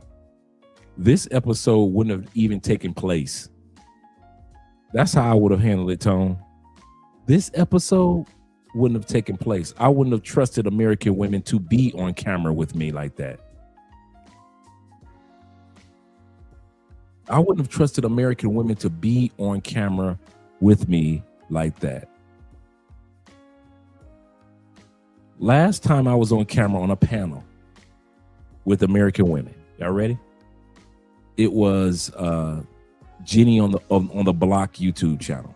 This is a few years back, like 3 or 4 years. And it was the first time like Austin had got in that trouble in Brazil, right? And so all the females were just kind of like, the feminists was coming out talking about Austin. And so I joined a panel on Jenny and the Block channel. Now, Jenny's right around the same age. She's in late 40s, grandmother stage of life. But Jenny's attractive. She's an attractive Puerto Rican young lady. But Jenny got a mouth on her. She went on Kevin Samuels one time, and Kevin destroyed her. And she started her own YouTube channel and just been snapping off ever since, right? And so when I came on, you know, I'm suited and booted, looking good. And she just started snapping off on me. I'm like, can we stick to the topic? Now, I haven't watched her channel in years. I said, can we stick to the topic? And she, that's right, Will. And she just started snapping off on me in how she was asking the question. Then what about how should a motherfucker like Austin Holloman answer that? I'm like, whoa. Well, we've looked at your YouTube channel and you're using your wife and Whoa. I'm calm. I'm about as calm as I am now. And so she said, well, people in my audience tells me that you talk about black women. I talk about all women. So she started snapping it like she was trying to do Kevin. And the more she snapped, the calmer I got. And she was like, well, if you don't like what I got to say, you can get off my channel. And I said, you're right. Click, and I left. I got emails from people who were like, Dre, thank you. She was trying to reel you in and you did not go for it at all and didn't fall into it. That was probably the last time I was on a panel with American Woman. I don't live there, so I don't let them move me. When I click a button, I'm off the panel. That means lights go out and I can go back to my regularly scheduled life. Just like a lot of you guys. After this live stream, some of you guys that live in other countries, You ain't got to deal with that mess walking down the street. Why? You live in another country. You ain't got to deal with the raggedy chicks in the grocery. I feel sorry for the brothers back in the States. They got to deal with that with the women in the Walmart. You got to deal with them from Macy's to Marshall's. You got to deal with them from Sam Club to Costco's. Even if you're not interacting with them, somehow, some way, you got to be in the vicinity of them while they got their bonnets on at the airport. But those of us that live in other countries, we don't have to deal with that. If we see them walking, we don't even talk to them. Every once in a while, yeah, but most of the time, we don't. So, yeah. I never let it move me. Like I said, I got emails from people afterwards saying, hey, brother, thank you. Thank you. Yeah, oh, you said you stopped watching after that night? Yeah, I was a supporter of hers, man. She didn't start off like that. And then somehow, some way, she just took it left. And as time progressed, she kept going getting worse, and worse. And so I was like, okay. Shout out to Evan with the $20 love. And shout out to all you guys that are donating to the Children's Cancer Foundation on Cash App and PayPal. Evan says this. He say, I avoid these headaches at all costs. That's how I feel, brother. He said, her father's mistake. He said, I bet her dad wishes that he had a son instead. You must have been drinking that Granada Dry. That Granada Dry. He said, foreign women laughing at a hyena. That's true. Laughing at hyenas. Get the 18 to 25-year-old women overseas. Huge upgrade. He said, my passport, well, it's my best friend. Absolutely correct. It's my best friend. Shout out to you, brother. I agree with you 100% in regards to that. We do not have to deal with the headaches, man. So when the brother asked me, he said, Andre, what would you have done on that panel? I wouldn't have been there. I wouldn't have even had that panel set up. I wouldn't have had that panel set up. That's how strategic I would have been. He said, did you know that there are 2 streams going on for the... Yeah, it is. Because I'm on vertical and I'm on horizontal. I don't know why StreamYard has me with 2 live streams going on at the same time.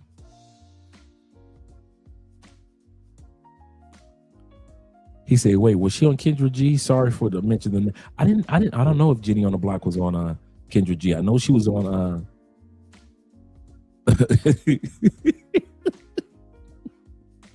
I know she was on a Kevin Samuels episode. Granada Dry and Gina. That sounds like a good elixir.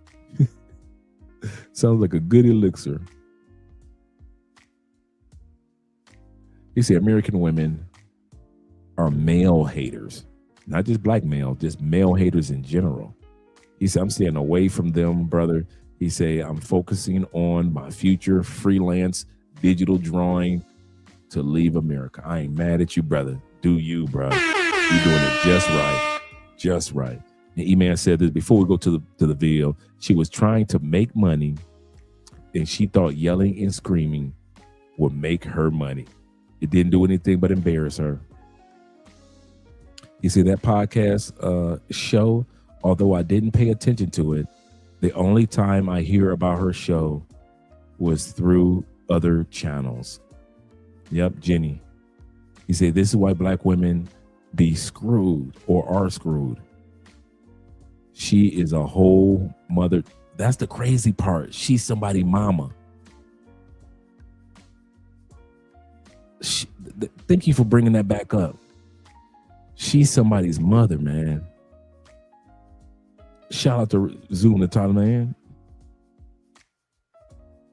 Travel OG. Yes, sir. Shout out to him. Is Richie here? I know I sent him a link. I'm gonna call Richie after this show too. I haven't called Richie in a while. Oh, there you go. I'm calling you after the show, Rich. I'm calling you after the show. He said, "Why you running from smoke?" Somebody get this fool. He said, "You need to be on panels like these to make your point worldwide. Worldwide. Need that." No, I'm done with the panels, Rich. I'm gonna give you a call afterwards, man. Why you don't want that smoke? No, man, my days. No, if I wanted to smoke, I'd have stayed in the States. Hey, you see I'm rocking the shirt, Richie. Hey, Rich, do us a favor. Drop the link to where we can get your t-shirts. Guys have been asking about your shirts. So do me a favor if you can. Drop the link in the channel for guys to be able to reach out and get your shirts. Yes, sir. Shout out to Richie. Been learning a lot. Yes, sir. We all have. Let's go back to the video. Between Richie and Theo and the rest of you and Evan, you guys tonight. I'm gonna still like black women after this. I'm gonna still like black women after this. Black American men after this. Okay. Black American men, the Malcolm X's. Okay. Fuck these niggas. Yeah. There you go, folks. This is what black men have to do. And we're going back to last year. We're having a flashback, gentlemen, of the same type of behavior. So buckle your seatbelts for the round 2. Nowadays. Right. And it ain't just about me building a home or cooking your food or ironing your clothes. It's not just about that anymore. Women are using their energies and their powers to get in debt. These women have debt, useless degrees, mentally unstable. Exhibit A, this chick that we're about to get back to right here. Shout out to my man Shay Tarzed on. Make sure you subscribe to his YouTube channel, The Coffee Pot. Good brother. Listening. things for themselves that women back in the day prayed and wished they could do. Okay, so What, have you seen The Color Purple? nope. I don't even You want to haven't look at seen that The Color shit. Purple, not even the news. I don't like that shit. If you look at it, Celia was in a relationship with Mr. where she was suppressed as a woman. But she could not use her gifts for what she wanted to do because every time she felt empowered, he would drain her energy from her body, climbing on top of her. Anytime a man is climbing on top of you and he don't believe in you, he don't believe in your dreams, he'll make you late for your shit. Oh, this one was crazy. Okay, it's about to get personal. That is a problem. Damn. A woman needs a man that makes her feel empowered. Meaning, if I tell you I got something important I want to do in my life, you are helping me get there to my goal. Because that's what she's supposed to be doing with him. Correct? So, this when Celie left Mr., when Suge Avery came and helped Celie feel empowered as a woman, Celie opened her own business. How come women talk about Color Purple like it was actually really a biography? Women talk about Color Purple as if the characters actually lived. Her own business. Okay, who picked them? That's a problem. Who picked them? No. It ain't about who picked who. Here we go. What do you mean? Well, you saying he's sorry and all this old bullshit, but you Nobody said anything about anybody being sorry. I'm saying, What but you saying talking he don't about believe in is you. You said he didn't believe in you. women. When you feel empowered as a woman more without a man, you're not gonna really want. But this is what one. I don't understand. Hold on. This is what I don't understand. Let me ask you this. Why would a man not believe in you? Give me one that would get in a relationship with you and don't believe in you. Plenty of them. Shit, I ain't There never are plenty believed. of men out here who will get in a never did that relationship in with my a woman, life. but sabotaging her at every chance that he gets. What you mean? What do you mean? She's contradicting herself. How can you have a man that you said that you got with, you chose this man, and you said that he believes in you, but yet he's sabotaging you? Which one is it? Either way, it is on you, ladies, and that's what you have to come to the conclusion of. Choosing the wrong man, that's the norm in the United States. Of course, that's what many women in the United States do. Choose the wrong men. Drake, Blake, have you ever been that? I ain't never met a that You ever in my have life. you have some women that want to work and their man don't want them to work. Like back in the 60s. Yeah. There were women who wanted to work. Their man did not let them work. Yeah. That's sabotage. No, it's not. Yes, it Hell is. no. It's making sure he makes sure that another to get his goddamn woman. He You ain't see, goddamn that's sabotage. Yeah, he real. Insecurities. Nah, that Security crazy. sabotage for being the best version of herself that she could be. What you That's the shit that I'm talking Man, about. you just guess what? You want to be a wild ass hyena and get in the damn streets with them other ragged. Can I? Listen, that's what you want to do. listen, this is y'all coming from a bitches broken the fact, place. hey, it is. This coming from I'm a just broken telling you what place. y'all want to do. No. That's what y'all want to do. Sometimes a woman Bruh. wants to shine. Out of here. Star Y'all that want to she get in these is. packs like y'all. She said sometimes a woman want to shine like the star she is, and you men are holding them back. He said, "Dre, you don't have Richie as moderator." Oh, the humanity! I don't have the ability to set the moderation up anymore. We only have certain aspects of the channel that we're able to take advantage of. In the moderation part, let me see. Wait a minute, am I able to do that? I don't think so. Nope, I'm not. I would have been had Richie as moderator a long time ago. Oh, the humanity. He said Richie can't post a link unless he's a oh wow. I didn't oh yeah. I did not know that.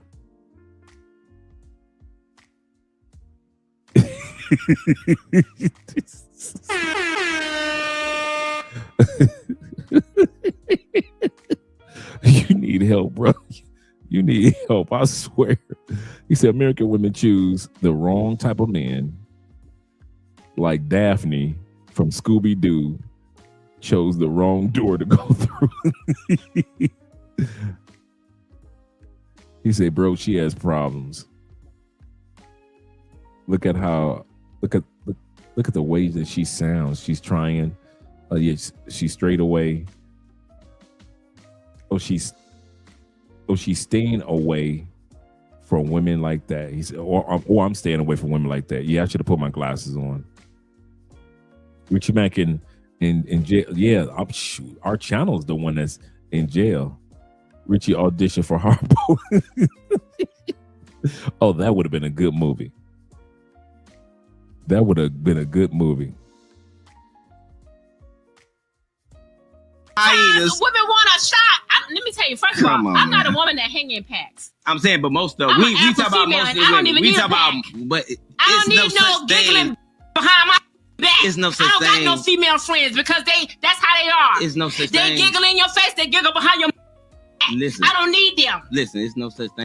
So she's only been able to get a man to deal with her within a window of 90 days. She has no female friends, especially positive female friends, in which she can glean and learn true femininity from. And yet and still, she wants this guy to be with her longer than 90 days. Can I say this? I ain't gonna I say can't a lot of believe women. you. I was sitting here listening. There's no way in the because I done dealt with this. Mm-hmm, There's me no too. way in the Me fuck too. I'm gonna sit here and take you serious. Business or anything ain't gonna talk to me and make me feel this big. Yeah. First of all, I want to touch on something you said earlier. I'm glad you went in like that. I want to touch on something you just said a few minutes ago. We're getting here. Yeah. We're getting here. First of all, Let me finish. Let me I don't want y'all to think that Let him finish. I'm talking Let him finish. No. No, this because is I great. know that's what I would do. This is Take great the slightest conversation. little thing you say and try to make my This is your norm, gentlemen. What a wreck.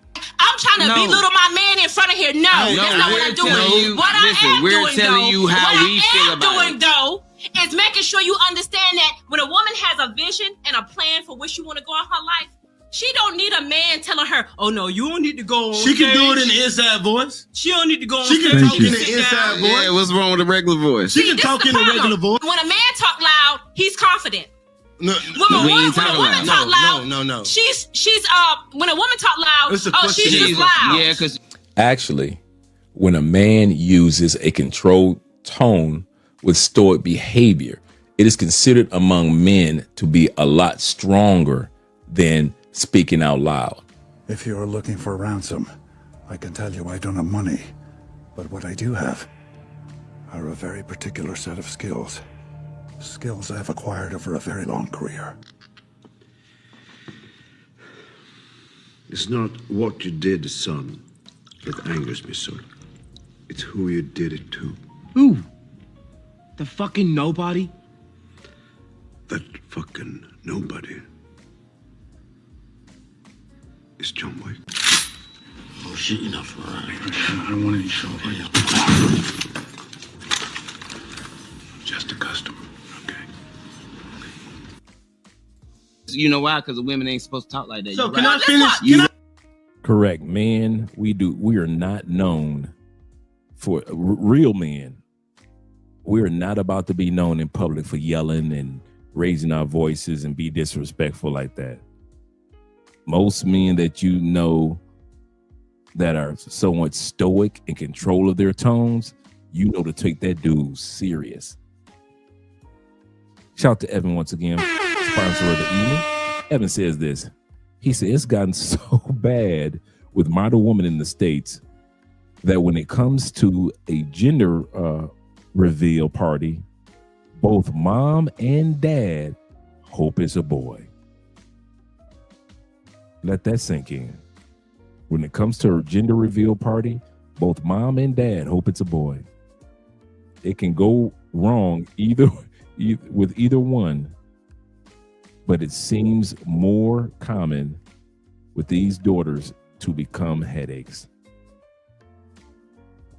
So true. So true. Shout out to you with the $20 love, brother. And also, if you want to buy a Richie Mac t-shirt or get a Richie Mac t-shirt, come to the Zoom Fest or the Conclave.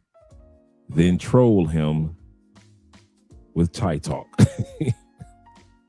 That's right. That's right. Loud ass, disrespectful women. He said, hell no. And this is the funny part, Ronan. This is the funny part. And a lot of you guys, what I'm about to say, can attest to this.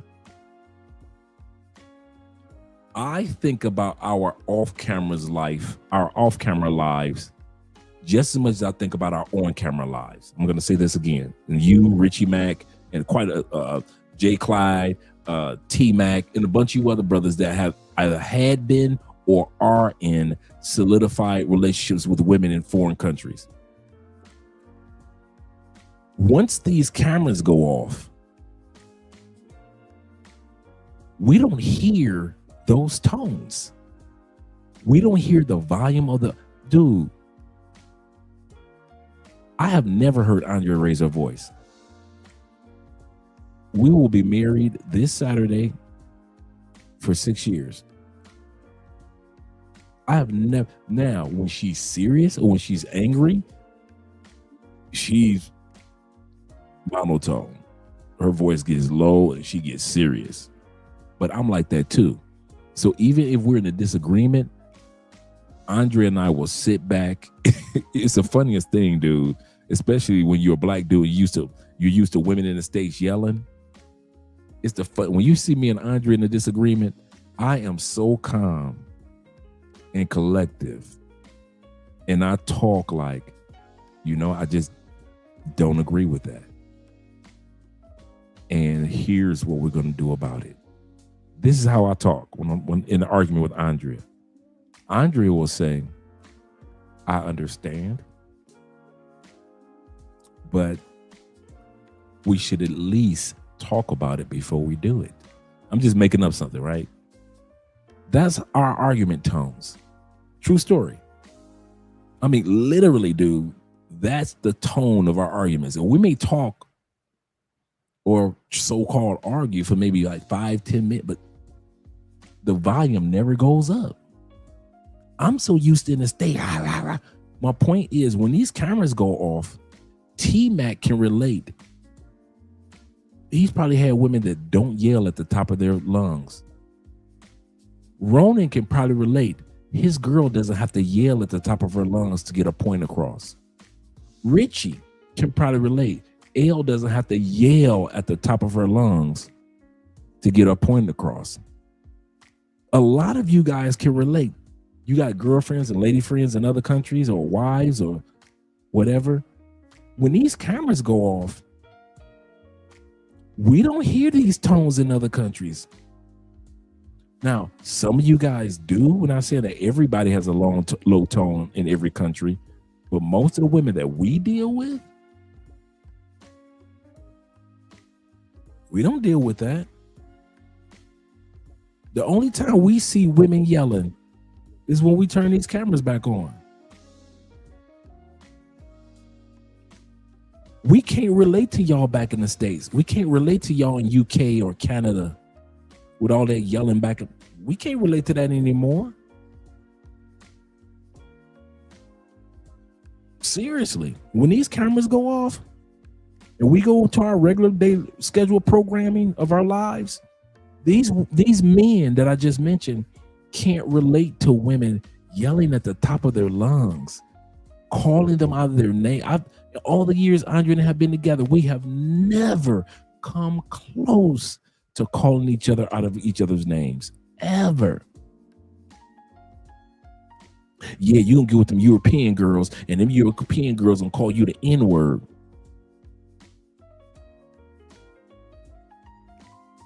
No, they ain't.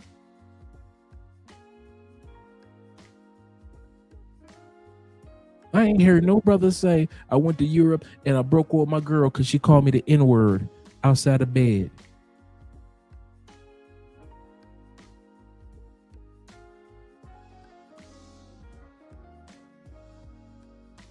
We just don't hear what you guys hear in the States. And this I just said this to encourage you.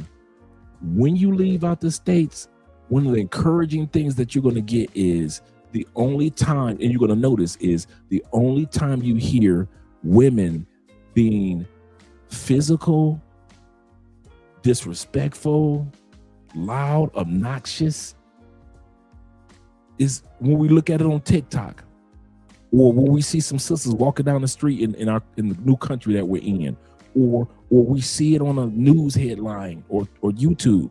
But in real life, in our experience, bruh, it's been years since I've heard of the high volume of a woman. I'm just not used to that anymore. I'm literally just not used to that anymore. Shout out to my Uncle Ghostface in the building. He said, "Oh no, don't throw stones, then hide your hands for real." Yeah, I wish I could relate. He said, "Can you imagine old girl being a baby mama?" I know, right? Both those women being your baby mama. He said, "My girl gets really worried when I ignore her." That's your girl. That's your girl. When I get quiet, Andrea like, what's going on? What did I do? What did I do? We'll talk about it. And I'll say it just like that. We'll talk about it. Or if I did something that was wrong with Andrea will come in. She'll come into the studio and say, "Babe, we need to talk." And that's her tone. "Babe, we need to talk." And I'll go into the living room and I'll sit down and she'll explain to me why she was disappointed or unhappy about a whatever scenario. And we'll talk it out. Ain't no, who is this? Patting on weaves. We don't, I do not miss the weave patters. He said, "We have never yelled at each other." He said, "We will tell each other what I don't like and just give her the silent treatment." Facts. That's me too. See, I almost sent her home from the airport. Don't work my nerves, girl. Don't work my nerves. Seriously. He said, I'm scared of a woman that's super loud. Nobody want to be dealing with that. You right, Wade. Super loud. Like she's a man. European women hate the N-word when the N-word is mentioned. Facts. He said, silence is golden. At the end of the day, there are a few of us than there are of her in her country. Absolutely correct. And they know it. And they know it. Wade says this. He say, arguing is normal, but being loud gives headaches and makes people ears bleed. Facts. And shout out to our sponsor of the night once again. He says this. Evan says, he said, growing up, my mom was loud and obnoxious. Mine was too, brother. I think that's another reason why I don't play that being loud. I saw my mother be loud to her boyfriends. I saw her be loud to, to my stepdad, who was, I mean, they got married when they were in their 60s and 70s, right? So I don't consider him a stepdad. He's just a cool dude, her husband. And I saw her getting loud then. And you know what he did? He cut that down. Come to think of it, she didn't get loud with him. I just remember. My mom got loud with him one time. And he told me this story. He said, because I had just got out the feds and they were already married. And he told me, he said, your mom got loud with me one time. He said, and I left her right where she was standing. He said, she called me and he said, I told her the day, and my mom was in her 60s. He was in his 70s. And he told my mom, the day you decide to grow up, that's the day that you can call me. Do not call me as a little girl. And he hung the phone up. That woman didn't raise her voice ever again to that man. And I never saw her raise her voice. Since that moment, I got out the feds and everything. And anytime I saw them together, and he was just laid back, quiet, he was not playing that. I'll never forget that. He said, I told your mama, man, when she decided to grow up, you talk to a 60-year-old woman, when you decide to grow up, give me a call. I am not going to entertain a little girl. He said, growing up, my mom was loud and obnoxious. She tried so hard to turn me into a mama's boy, and she failed. That's right, brother. He said, I'm happy that I cut her out of my life for over 2 years ago. He said, my father was smart to leave her before I was born. I probably, since we're talking mom stories, she didn't yell at my stepdad, but even in her older years, she still tried to be somewhat boisterous or demanding or masculine towards me. Woman, I just did 10 years in the feds. You ain't gonna be, I don't care. You might be my mom, but I don't owe you anything. And so here's the story, true story. And my Uncle Jeffrey, he can attest to this. He knows what I'm talking about. When I got out and I was doing well for myself, I used to take care.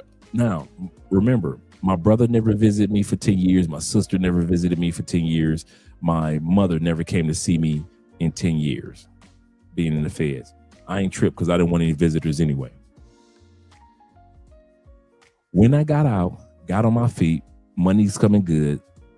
They need a few dollars here and there. I throw them a few dollars. But I start sending money almost every day, every week. Years go by. I get married. My wife at that time period was like, what are you doing? You know, a lot of that money could stay in the house, right? So what ended up happening is I had a conversation with my brother.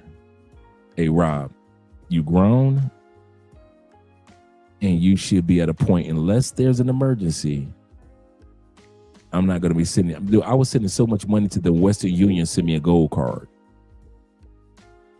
That was a time period when you had to go down to the Western Union office. So I'm always down there. They had sent me a gold card for a 15% discount every time because I was sending so much money, right? And so what ended up happening is after sending the gold card, I had a talk with my brother and sister. Since that time period, over the last 20 years, because I'm not sending any more money, I've probably, and Jeffrey can attest to this, I've probably talked to my brother 4 times. 4 times.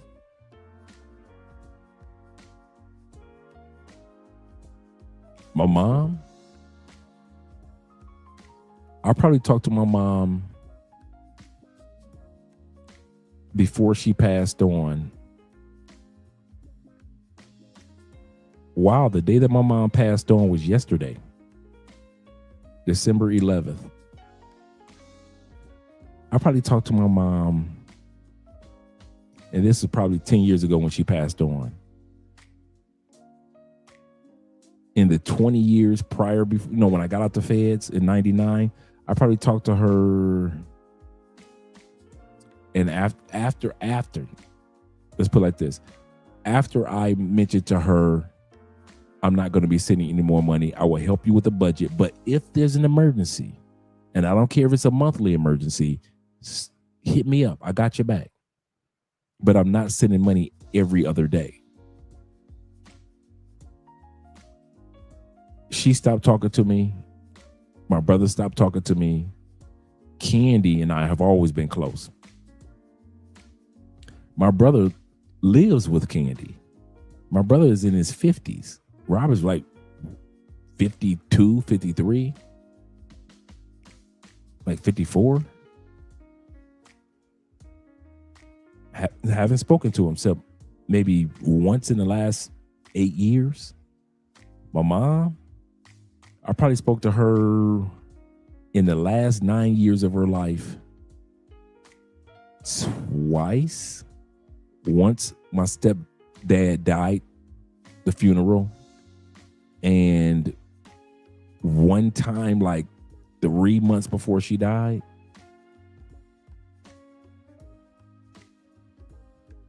And the person that gave me peace about it, even before all this unraveled, was Jeffrey's mom, my grandma.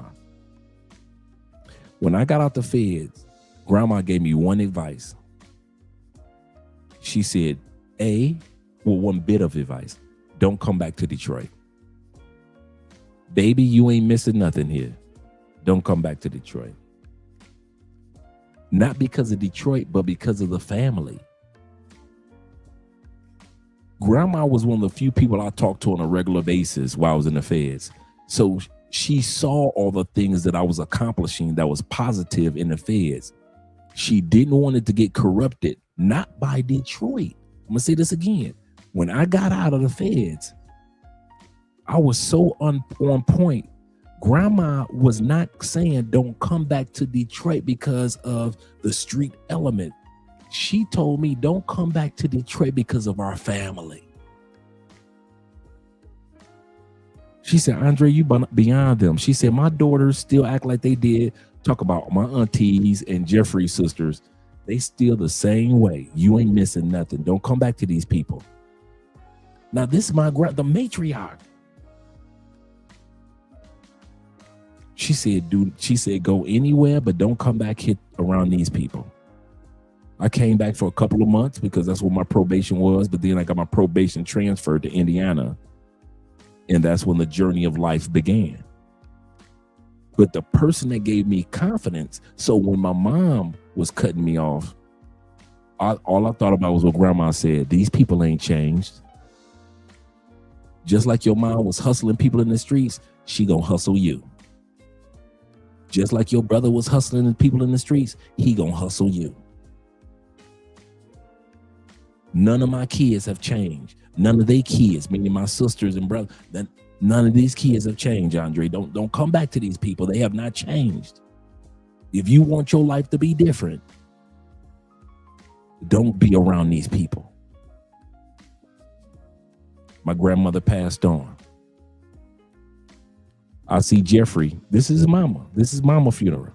I see Jeffrey at the funeral. Condolences. Everybody shedding tears and everything. Grandma gone. Jeffrey can tell you the first thing I said to him was the same thing Grandma told me that made my life better. Hey, Jeff, you got to get the hell up out Detroit. Bruh, I'm moving down to Tampa next year. A year from now, I want you to come down to Tampa. We're going to ride this thing called life out. And our lives have been progressing. Now, Jeff about to move down here to Columbia. Family was this. When Jeffrey, I wasn't saying Jeffrey move away from Detroit because of Detroit's sake. We love Detroit. I was giving Jeff the same advice that Grandma gave me. Sometimes you got to get away from your own people, like God told Abraham, like God told Abraham's father Tamar, like God told Isaac and Jacob. Sometimes you got to get away from your own people. It ain't the people of your city that's gonna tear you down. It ain't the people in your community that's gonna tear you down. It's the same people that was born and raised up under your roof many times that don't see the vision of life the way that you see it. And I know it's disappointing to some of y'all, but just like we say, the wife or the girlfriend was in the gym while you were shooting them shots like Kobe during practice. Guess what? Neither was your family. And some of y'all were in the gym doing amazing things. Now you can go to the full courts and slam it like Jordan. But your family can't relate to you, even though you can slam like Jordan.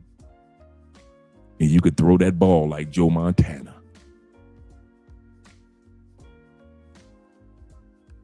True story. True story. Do I have any regrets? No. I tried to reach out to people like crazy.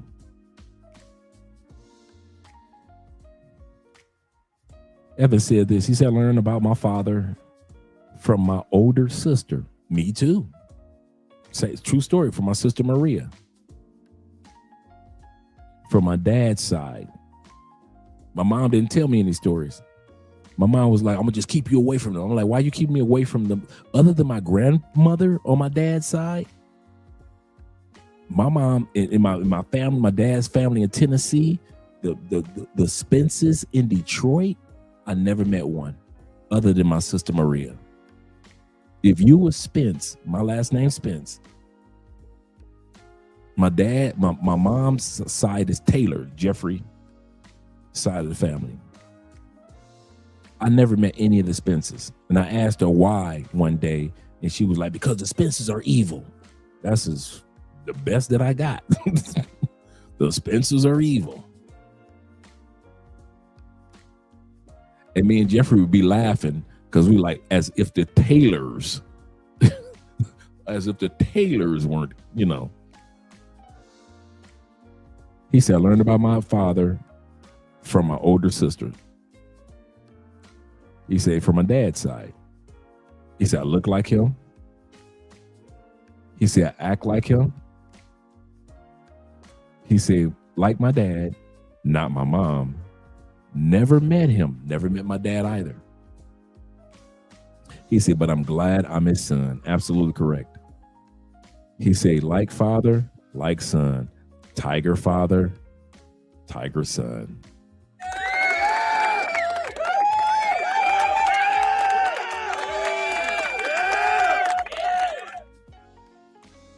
He said, internationally, he said, Dre not telling his brother to move to South Carolina. Oh, he say, we use 2 O's, Colombia, on this channel. Absolutely correct.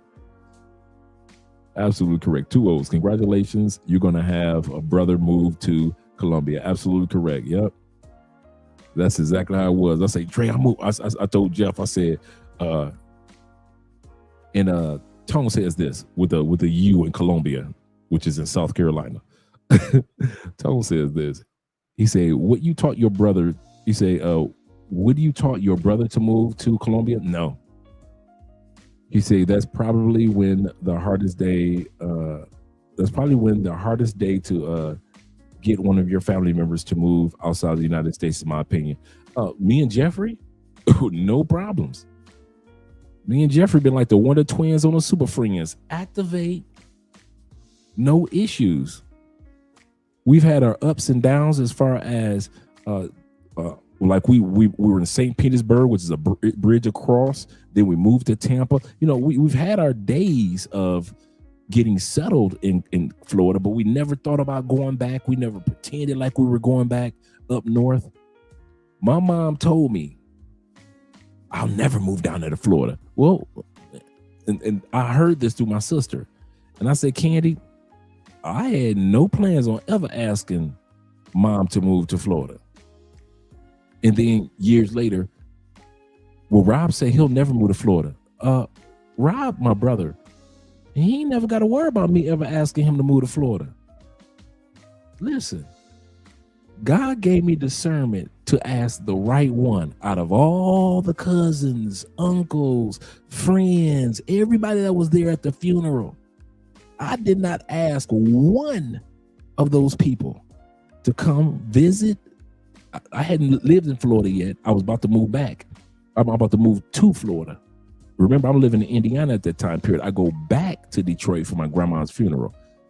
My discernment was not any of my relatives except Jeffrey, Ghostface. God said, that's him. That's the one you need to talk to. Not your brother, not your sister, not all your cousins, not an auntie, no other uncle, nobody.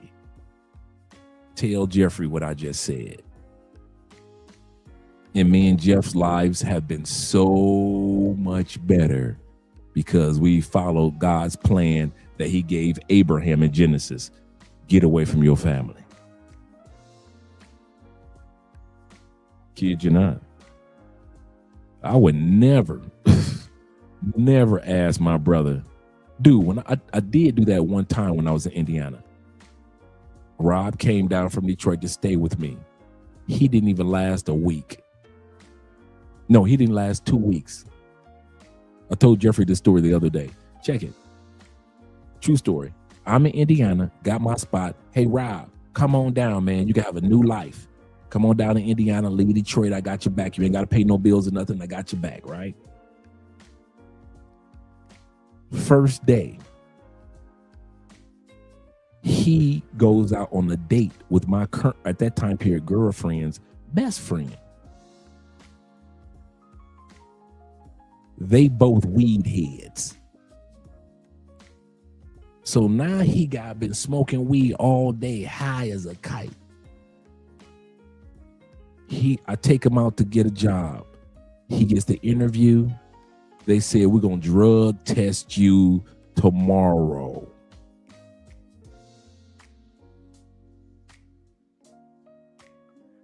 I had already told him, Rob, don't be down here smoking. Be down here looking for a job. First day, he getting blazed. I mean, he left. He getting blazed with her as if they Red Man and Method Man. Cool. Somehow, some way, he gets the job. Rob is really good in sales. They really glad that he's on board. First paycheck. In Indiana, living with me. First paycheck. Now, in that 2-week time period, before he gets his first paycheck, he meets a couple of good sisters. And I mean some good sisters about their business. Sexy, fit, feminine, and got the finances to go. I'm thinking like, okay, Rob doing it right. Do you know my brother got rid of all of them? He was busy dating the weed head, my best friend, my girlfriend's best friend. All the good women, he was, oh man, I want them, man. Them your type of women, man. Them good women, you want them, dog.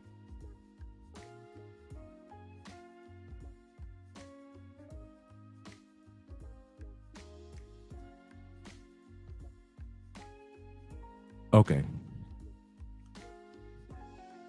First paycheck. First paycheck, they make a mistake and give Rob $2,500. This was like 2003. You ain't sold that much product for this company to get on your first paycheck $2,300. Accountant made a mistake and added a zero to it. Rob then conned a white boy, one of his co-workers, into signing the check over. You put the money in your bank account, you just give me the cash. The white boy just like, okay, all right, sure, Rob, you're my friend. First paycheck. Rob done bought him some weed, some wheels, a new car, used car. And by the time Monday came, Rob probably had $300-400 left. Now, you know and I know HR coming for their money. They gonna recognize that that zero was a mistake. Rob gets to work Monday. True story. The white boy gets to work before Rob because Rob is kind of like second shift. They already pulled a white boy in the HR like, yeah, we saw this check being cashed, extra zeros. Where's our money? White boy say, hey, Robert Spence is your man. Rob walk in. HR. Extra zero, where's our money? Rob like, I don't know what you're talking about. I thought that the money that I was supposed to get. No, he was supposed to get $250. But what does he do? He keeps the whole $2,500. I found out about it because he's at home when he was supposed to be at work. I said, what happened? Man, the mom fired me, man. So he explains what happened. I said, wow. What you gonna do, man? I am. I say, this is not gonna work, Rob. What you mean? I say, here's what I recommend you do. Take your car and your weed and the little cash you got left and drive back to Detroit. I say, you need to have your stuff packed within the hour. F you. I'll take that. I expected that hood response anyway. And Rob packed his stuff up, got in his car, and the next time I saw Rob was at our stepdad's funeral, maybe 10 years later. Maybe 10 years later.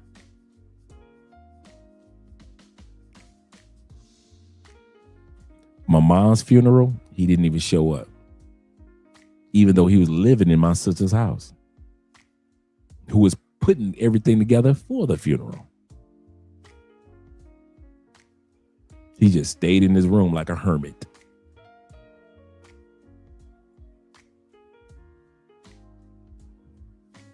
So all you guys that think that you got issues with your family, it's okay.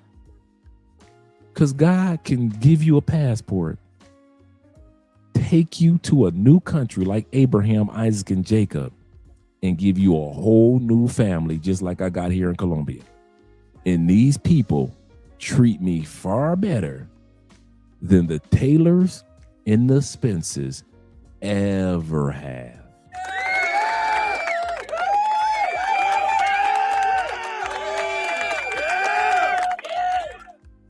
So no, I won't be asking Rob to come down to Colombia. Not at all. Not at all. Zeta said, I've learned family will do you worse than the streets.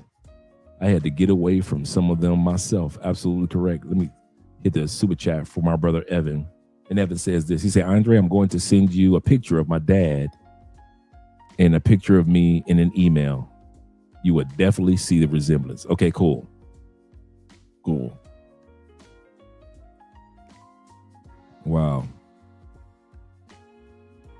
He said, I'm hating on you.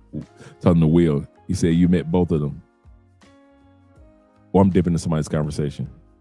Oh, he said he met Redman and he said it was scary. He said, I met them in Amsterdam in the 90s. I could imagine. I couldn't imagine. Oh, yeah. Redman still got skills, too. Both of them still got skills. Rob didn't want those type of... He didn't. I remember he introduced me to one sister, man. She was like Miss Corporate. Like, she had a high position. She invited me and Rob to like the corporate picnic, company picnic. I mean, just the sweetest, attractive sister, man. Just down to earth, man. I think she was like 31, 32. And I was like, just for a minute, I was like, maybe my brother is growing up. Man, he didn't keep that sister around a week. He didn't keep that sister around a week.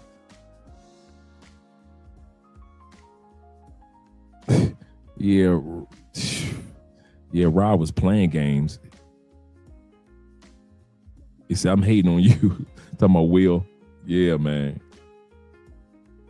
Master Thriller said, this convo is heavy. He said, I'm ready to learn my family. He said, I'm ready to leave my family now. He said, my sister and I never get along. And she acts just like those women. Her 2 kids are rude and wild. My mother got a lot of issues. And I'm tired. And I have had more peace living the Abraham life. And you guys wonder if I keep on mentioning Abraham. In Genesis chapter 11, verse, here we go. Genesis chapter 11, the last 5 verses. God goes to Tamar. Tamar is Abraham's dad.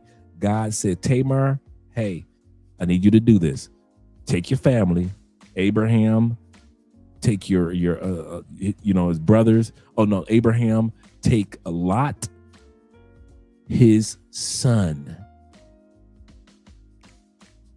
I mean, not Lot his son, but Lot his grandson. What happened was Moriah, Abraham's brother, died. He had a son named Lot. When God tells Tamar, Abraham's dad, the granddad, in other words, Dad, take all your sheep, your cattle, all your stuff. I'm taking you to the promised land. Make sure you bring your grandson, Lot. They start to travel, following God to the promised land. This is in Genesis chapter 11, the last 5 verses. They get to a location and the Bible says there they settled. They name the location Moriah after Abraham's dead brother. The father says, I'm going to name this land after Lot's dad, which is my son who died. God did not tell them to settle there. Some of us got people in our family that made it to a certain location and they began to settle. Genesis chapter 12, verse 1 through 5. So chapter 11 is the last 5 verses. Chapter 12, you're going to look at the first 5 verses. God goes to Abram. He's not called Abraham yet, right? He goes to Abram. I told your daddy, I'm taking you to the promised land. He settled. I need you to take your land, your family, your cattle, and take your nephew Lot with you. to the land that I promised y'all. And then when it was Jacob's turn, and then when it was Isaac's turn, each one of them were sent to for their own land in their own way.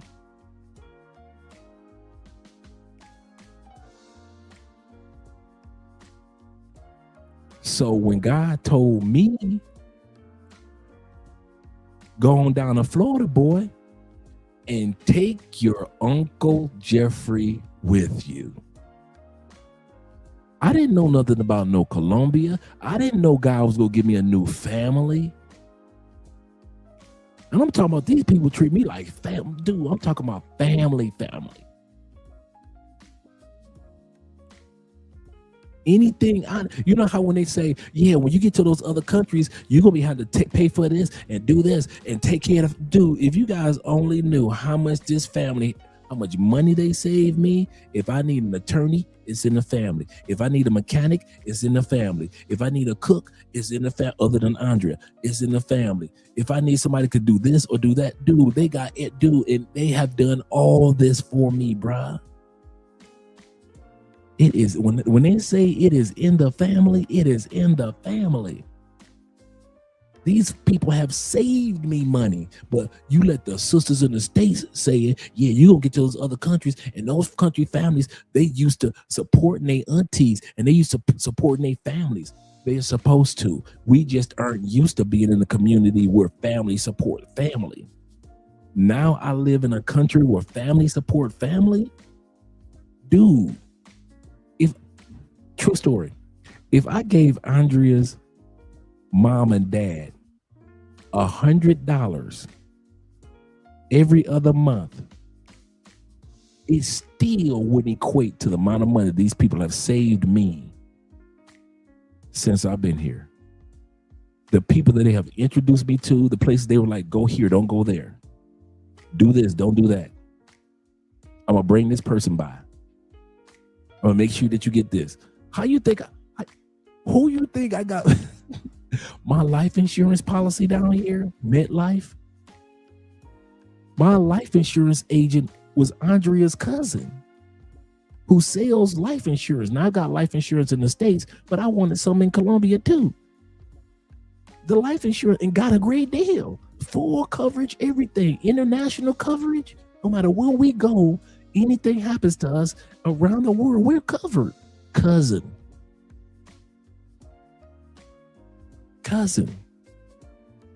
These people have saved me money, but you let people in the States tell it. Yeah, you when you get there, you're gonna get you a foreign woman, and if you look out for their family, they gonna always want something. Guess what? You gonna always want something from them people too. I notice I always, dude. My closet doors right here, right? I tried to repair those closet doors, and I'm good at repairs. I tried to repair those closet doors, man. I was like, you know what? We gonna hire a contractor, and we just gonna let the maintenance people come in, and they gonna have to take care of these doors. Man, Andrea dad came in here on his day off. Man, that man wasn't even here 20 minutes. Had them doors fixed like they was brand new. I was like, what did he do that I didn't do? And I know I'm good. When we first got here, I wanted the TV mounted on the wall. Andrea's dad came over with his tools, and we mounted that TV on the. I didn't have to hire somebody to mount the TV on the wall. We just sat back and mounted together. But they don't tell you that in the States. They make it seem like everything that's done, you're going to be doing for their family because they're so poor and impoverished that they're going to drain your bank accounts. I call bull Ed.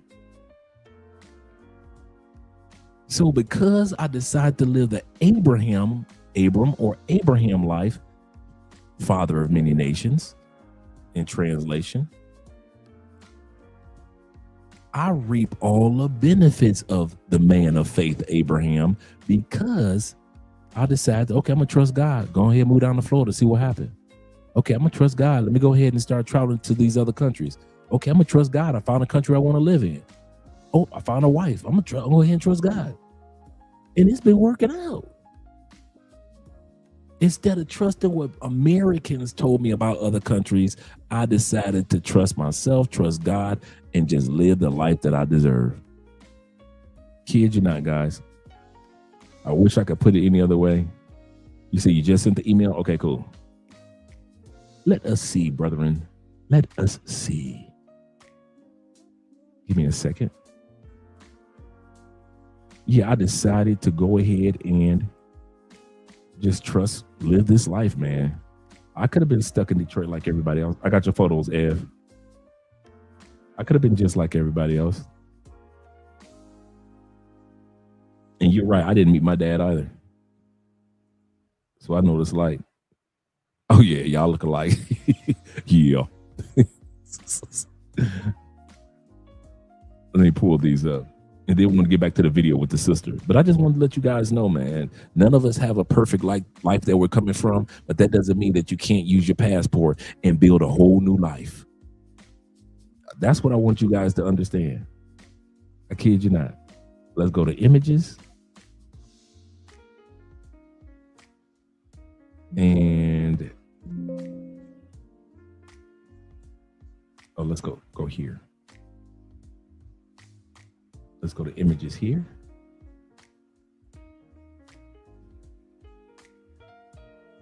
And let's remove this for a second and bring up our brother Evan image.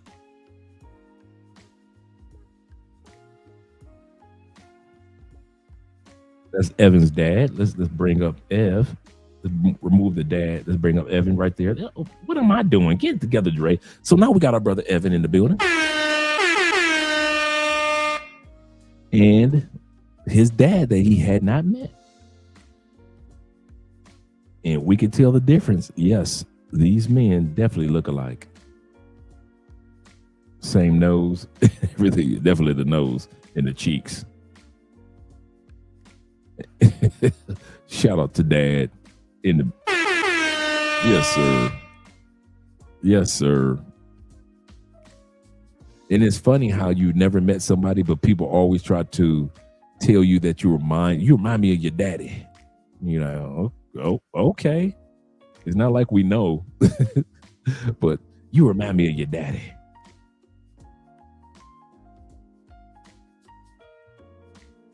He said, I can vouch, coach. He left me in Medellin. So you know what? You know what, Richie? We doing it like that.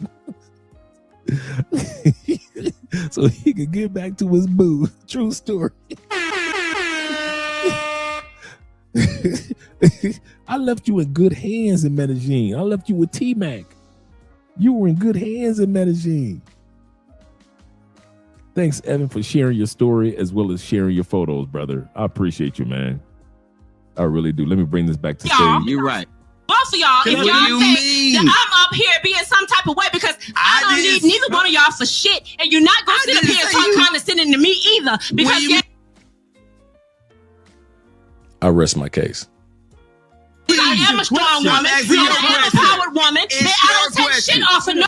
I don't go my daddy, my brother, my man. Why get mad at us? Me on stage. Notice we've already discovered that it's probably her man that everybody's talking to that's sitting off camera, and she is showing him her ass. Listen, this is a question that you said. Why you mad at us for that? Listen, I'm about to roll out because I don't know. Does not look familiar. Now, this video took place a year ago. Almost a year and a half ago. Does not this childishness look familiar? I feel disrespected. And y'all not gonna sit here and tell me I disrespect my man because I'm using that as an example of me being late today. Talking about that. Y'all not gonna do that. You're not gonna do that on air. You're not gonna do that to me, period. No, you wasn't taking up niggas like you. Okay. You would never fuck me. You would never fuck me. Why would I never said I wanted you. You would never fuck me. You would never get a bitch. You would never pull your bitches up. You would never pull your bitches up. Shut the fuck up, nigga. And then she swung at him again. Let's look at it real quick. Then she swung at him again. As an example of me being late to talking me. about that. Y'all not gonna do that. You're not gonna do that on air. You're not gonna do that to me, period. No, you don't. Niggas like you. Okay. You would never fuck me. You would never fuck me. Why would I never said I wanted You you. would never fuck me. You would never get a bitch. You would never Pull fuck your me. bitches up. You would never Pull fuck your me. bitches up. Shut the fuck up, nigga. But You this YouTube is ass nigga. a moot point. I think you said you went for It the don't even matter. I think you said like, it don't matter. you said you professional women. YouTube ass nigga. I'm 40 years old. I'm a YouTube. Where your 401k, nigga? Shut the fuck up. Some of y'all got anger issues. They've been undiagnosed. Some of y'all got anger issues. Talking about it's cultural. Talking about I'm passionate. You're angry, sir. You're angry, ma'am. It's not even a mental illness. Some of y'all just got undiagnosed anger. You're an angry person. And you know what I don't like? I don't like black women hiding behind I'm not the angry black woman trope. I don't like how you can't say you angry because you're black, because you're a black woman. If you angry, you angry. Like I don't think it's fair that black women are held to one standard. This is how we're supposed to be, how we're supposed to approach everything, how we're supposed to respond, how we're supposed to answer. And if we don't answer the way they think we should, then we're labeled as we got attitude or we're aggressive. Like I don't agree with Because that. it's the angry black woman. But if you're it's the angry black That's woman. my point. But why? It's true if it's a myth, but it's a thing, right? Either way, right? It's a thing because people make it a thing, including So including. it goes back to the way I react to things, right? mad at that. So it's the thing. So it goes back to the shit. I take my mother, and black woman, right? Fit the same shit, right? And I tell her the same thing. Like, you can't react like that to everything and everybody, right? You can't. Why? You can't. I'm saying why? Why? You're Because she a black woman. Because This is crazy. This woman is literally asking her, why can a black woman yell at people? Which is wrong. Exactly. Which is wrong. You can't react with attitude to every. My mom just got out. Listen, she in the hospital having open heart surgery and giving these people attitude. You just got your goddamn chest cut open. You're in there giving these people attitude. I told, listen, these people got your life in their hands. You got to be able to turn that off at some point. A lot of black men are starting to shy away from black women. We're angry, we're loud, we're violent. We always demasculize men, and that's exactly how black women are. If you can't answer to the man who you having a baby for, you can't answer to nobody. 80% of y'all ain't even married to the man you're having a baby with, so you ain't answering to him. Yeah, but a lot of black men out here broken. They are. And I'm not saying they not. Stop. They not I'm Stop. being honest. Stop. I love black Stop. men. Stop. That is another of those classical, typical deflections. No, What does that's a not- broken black man have to do if you don't let him inside your womb? Preach, Kev. Thank you. You're making babies with crazy men and broken men. Don't ask me, and if you do it, you take all the smoke that comes with it. You can't argue that. Do y'all want to sit around and talk about the black man? This is on y'all. Yeah, but it's different because we actually don't want to give up on black men. We love. He's toxic, he's a narcissist, he's gaslighting, he's cheating, he's abusive, he's violent. That is all you fucking hear from women. All the time. Here's the reality of it though. Not every single man in the fucking world is a goddamn fucking narcissist. Not every single fucking man in the world is abusive. Not every single fucking man in the world is violent. Stop. Not all men are out there fucking cheating on you. Girl, you seem to think very highly of yourself if you think a man is always cheating on you. And you must think very highly of yourself if you consistently think a man is abusive or is being a pervert just for looking your way. It's always about you. Every relationship you've been in, there's been an issue. but it's always the guy, it's never you, which just tells me so much fucking more about your goddamn mentality. Maybe you need to go and check yourself and realize that there might be a big ass chance here that you're a fucking narcissist. Okay. Another thing that I have noticed, you know, that us ladies, not me, because I'm not gonna bash my black men, right? Because I see that. How can y'all say y'all want a man, a good man, if every time I turn around y'all bashing him, and then y'all do it publicly on social platforms? Ain't that a contradiction? Facts. And a lot of y'all be trying to manifest, you know, this perfect man that y'all want, but in the same breath you bashing the same group of men. Y'all gotta make it make sense. Y'all do stuff backwards. I actually think y'all block y'all blessings sometimes, because you say one thing and then do something else. Yes, ladies, you do that. I've been watching y'all. Listen, I'm just asking questions, okay? Just ask. All right, that's the end of the live stream for this evening.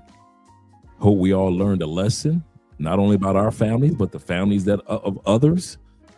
And do realize, man, you guys deserve better, man. I know you're going to stay in the States, many of us, nothing wrong with that. But you've got to vet now. You cannot just let somebody come in your life because she got a big butt and a smile. That smile can turn upside down like we just saw with these ladies tonight. And you will see the side of some of these ladies, man, that's so dangerous. They don't care if they got to punch themselves in the face so you can get locked up. Yeah, for real. I would have to need that to be with those women. You need top flight security of the world, Craig. Top flight security of the world to deal with some of those ladies. Shout out to Zeta in the building once again. Zeta says the good men are done. Go back to the toxic dudes. Absolutely correct. And shout out, make sure you guys check out our brother Chaos Reigns. He will be broadcasting after this live stream. So just click the link and go over to his channel, because we are at the end. We'll be seeing you tomorrow night. We got a great interview with our brother Jay tomorrow evening regarding his new Airbnb, rooftop Airbnb, the amazing place that he has, that he just opened up in Cartagena, Colombia. So we're going to talk about that and interview him tomorrow night. He say, honestly, Dre, he say, after the last 2 live streams, the only thing that I learned, if I want to live a life of peace, don't date sisters. Yeah, it's a madness out there. It really is. It's a madness out there.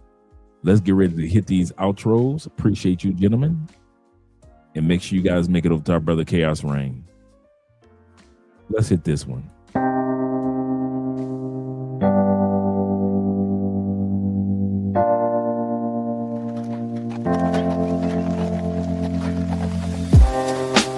Living for weekends, wishing I could take a break from this world. Running on a hamster wheel, but searching for something I can't feel. I just wanna be a lost girl and fly. Take a breath, feel my wings spread, levitate above the ground and make eye contact with clouds. Now I'm rising, I'm soaring above it all. I just wanna be free. Finally, I wanna be free. I wanna be free. Finally, I wanna be free. Finally,